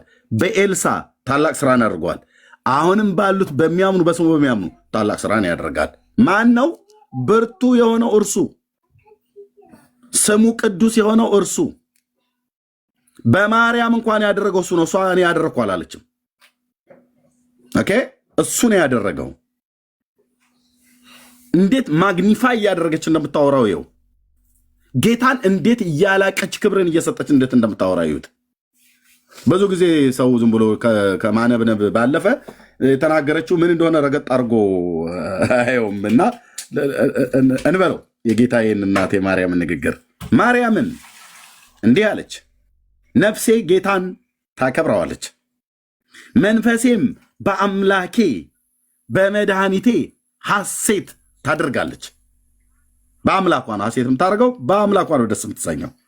የባሪያይቱን ውርደት ተመልክቷልና እነሆ ከዛሬ ጀምሮ ትውልድ ሁሉ ብፅዕት ይሉኛል። ብርቱ የሆነ እርሱ በእኔ ታላቅ ስራን አድርጓል ብላ ካለች ማርያም በራሷ አላደረግችም ማለት ነው። ማርያም ታምር ታደርጋለች ብላችሁ አትበሉ። ታምራትን ያደረገው ብርቱ የሆነው እሱ፣ ታላቅ ስራን የሰራው በማርያም እንኳን እሱ ነው አትበሉ። እግዚአብሔርን እሷ ማግኒፋይ እያደረገች ያከበረችውን እሷ ግን በእሷ እጅ ትላላችሁ። በነ ኤልያስ እጅ ሙታን ተነስቶ ኤልሳ ነው ሙታን ያስነሳው ትላላችሁ። በኤልሳ እጅ ነው እግዚአብሔር ሙታን ያስነሳው። በጳውሎስ እጅ እግዚአብሔር የሚያስገርም ታምራትን ያደርግ ነበር እንደተባለ ማለት ነው። ኦኬ ምሕረቱም ለሚፈሩት እስከ ትውልድ ትውልድ ይኖራል። ይኸውልህ ስሙን እንዴት እንደምታገን ነው ይልኝ። እንዴት የተባረከች እናት ናት በእውነት የጌታዬ እናት። እስራኤላዊቷን ነው እኔ ብዬ የምለው። በክንዱ ኃይልን አድርጓል። ይኸው ነው በቃ በክንዱ በራሱ ኃይል ማለት ነው ኃይልን አድርጓል። ትዕቢተኞችን በልባቸው ሐሳብ በትኗል። ገዢዎችን ከዙፋናቸው አዋርዷል። ለትሑታኑንም ከፍ አድርጓል። የተራቡትን በበጎ ነገር አጥግቧል። ባለጠጎችን ባዶአቸውን ሰዷቸዋል። ለአባቶቻችን እንደተናገረ ለአብርሃምና ለዘሩ ለዘላለም ምሕረቱን ትዝ እያለው እስራኤልን ብላቴናውን ረድቷል አለች። በዚህ ንግግር ውስጥ ልብ በሉ። ብርቱ የሆነው እርሱ በእኔ ታላቅ ስራን አድርጓል። በቃ ይኸው ነው። ብርቱ የሆነው እሱ በሙሴ እጅ ታምራትን አድርጓል። ታላቅ ስራን አድርጓል። ባህርን ከፍሏል። ከአለታ ውሃ እንዲፈልቅ አድርጓል። ሂድና አለቱን ምታው ሲለው መቶታል። ሲመታው ግን ውሃ ፈለቀ። ማን ነው ውሃውን ያፈለቀው? ብርቱ የሆነው እርሱና ውሃውን ያፈለቀው። ሙሴን ሄደ ምታ ነው ያለው። ከእንጭንጫ ላይ ውሃን ያፈለቀላቸው እግዚአብሔር ነው። በመሪባ ውሃ በጥል ክርክር በተደረገበት ከወንድም ከሙሴ ጋር አልቀደሳችሁኝም አላቸው። አየህ፣ አላከበራችሁኝም። ስለዚህ አንተና ወንድም አሮን ወደዚህ ተራራ ትወጣለህ፣ ወደ አባቶቻችሁ ትከማቻላችሁ። ይህ ህዝብ ግን ይዞት ይገባል። ኢያሱ ነው ይዞት የሚገባው። ሙሴ እዚህ ጋር እናቆማለን። የኔ እናንተ ነገር እዚህ ጋር ያበቃ ማለት ትሞታል፣ ወደ አባቶች ትሰናበታለህ። ለምን? በመሪባ ውሃ በጥል ክርክር በተደረገበት ሰዓት ላይ በእስራኤል ልጆች ፊት አልቀደሳችሁኝም አንተና ሙሴ። ብርቱ የሆነው እርሱ በሙሴ እጅ ባህርን ከፍሏል። ባህሩን ምታ ሲለው በበትሩ ሲመታው እግዚአብሔር ሌሊቱን ንፋስ አመጣና አስወገደው። ውሃው የተከፈለው በበትሩ አይደለም። ውሃው የተከፈለው ልጨርስ። ውሃው የተከፈለው በበትሩ ሳይሆን ነፋስ አምጥቶ ነው የከፈለው። ባህሩን ሙሴ ከፈለ አይባልም። ልጨርስ ቀሲስ እንዴ እኔ ኮርሶ ሲያወሩ ስብከት እንዳላርገው ብለው ነው። እኔ ደግሞ ሰባኪ ስለሆንኩ ሰብካለሁ አለ ህዝቡ። እሺ በቃ እንግዲህ ሰላም ዋሉ። ዛሬላችን ይባርካል። እሺ እናመሰግናለን። ስለዚህ ብርቱ የሆነው እርሱ ነው በማርያምን ታምራትን ያደረገ አምላክ ሰው ሆኖ እንዲጸነስ ማለት ነው። ልብ በሉ፣ እሱ አይደለችም ያደረገችው። ዛሬ ማርያም ማርያም ብለን ብንል ማርያም ብለን እንድንጠራ እንኳን ራሱ የጌታ እናት እንኳን ብለን እንድንል ያደረገው ማን ነው? ብርቱ የሆነው እሱ ነው። እዚህ ጋር ደርድርልኝ እንደው ማርያም የጌታችን እናት፣ አብርሃም፣ ኤልሳ፣ ኤልያስ፣ ሙሴ፣ ጴጥሮስ፣ ጳውሎስ ሰዎች አይደሉም? ማርያም ሰው ናት። አብርሃም ሰው ነው። ኤልሳ ሰው ነው። ኤልያስ ሰው ነው። ሙሴ ሰው ነው። ጴጥሮስ ሰው ነው። እነዚህ ሁሉ ከፍ አድርገኝ ፕሊስ። እነዚህ ሁሉ ምንድነው ድብልቅልቅ አደረጋችሁት? ኧረ በመድኃኒዓለም ኦኬ። እነዚህ ሁሉ ማርያም ሰው ናት፣ ጳውሎስ ሰው ነው፣ ጴጥሮስ ሰው ነው፣ ሙሴ ሰው ነው፣ ኤልያስ ሰው ነው፣ ኤልሳ ሰው ነው፣ አብርሃም ሰው ነው።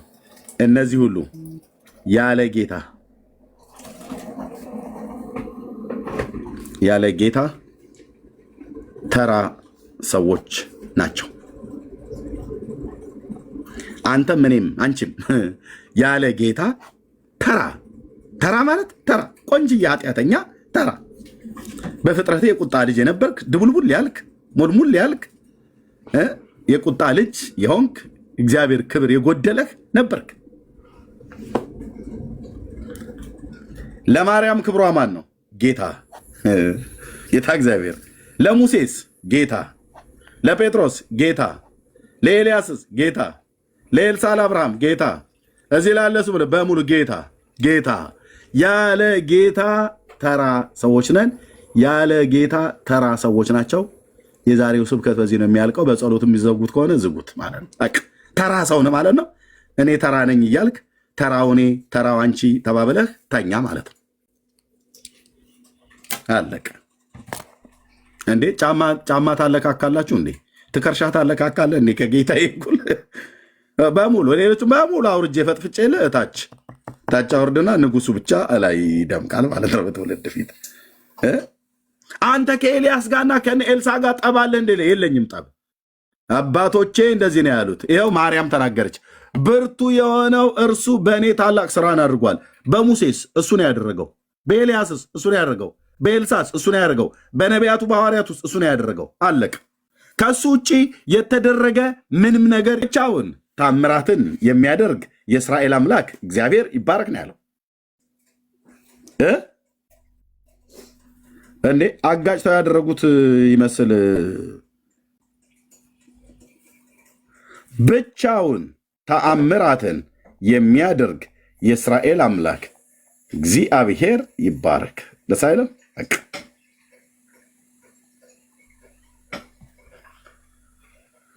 ያው እችን ኪኒና ዋጣትና ተኛ። እችን ኪኒና ዋጫትና ተኝ። እህትዬ ወንድምየው በቃ ይህን ኪኒን በደንብ ጠዋት እየተነሳችሁ ከቁርሱ በፊት ውሰዱት። ፕሬስክሪፕሽን እየጻፍኩ ነው። ምን ላድርግ? ቤካ ወንድምነት ፕሬስክሪፕሽን እያዘዝኩ ነው። ብታበዙትም ችግር የለውም። ዶዙ ከፍ ብሎ አይገላችሁም። እንደውም ጭራሽ ቶሎ ያሸራል። እችን ጥቅስ ለጥፉና በተለይ ኦርቶዶክሳውያን ብቻውን ተአምራትን የሚያደርግ የእስራኤል አምላክ ይባረክ ይላል። አሜን። እና ቤቱን ለባለቤቱ መልሻለሁ። ወንድምነት ትልቁ ላይሆን ጨርሰናል። ሌላ ያለ ሰው ካለ እሺ፣ ስንታየውና እሺ፣ ሌላ ያለ ሰው ካለ መናገር ይችላሉ። እህትየው እንኳን ደህና መጣሽ። ቢኒያ ሰላም ለናል። ቤቱን ምንድን ነው በጠዋቱ በዝራት ነው አጨዳ ነው ያስከ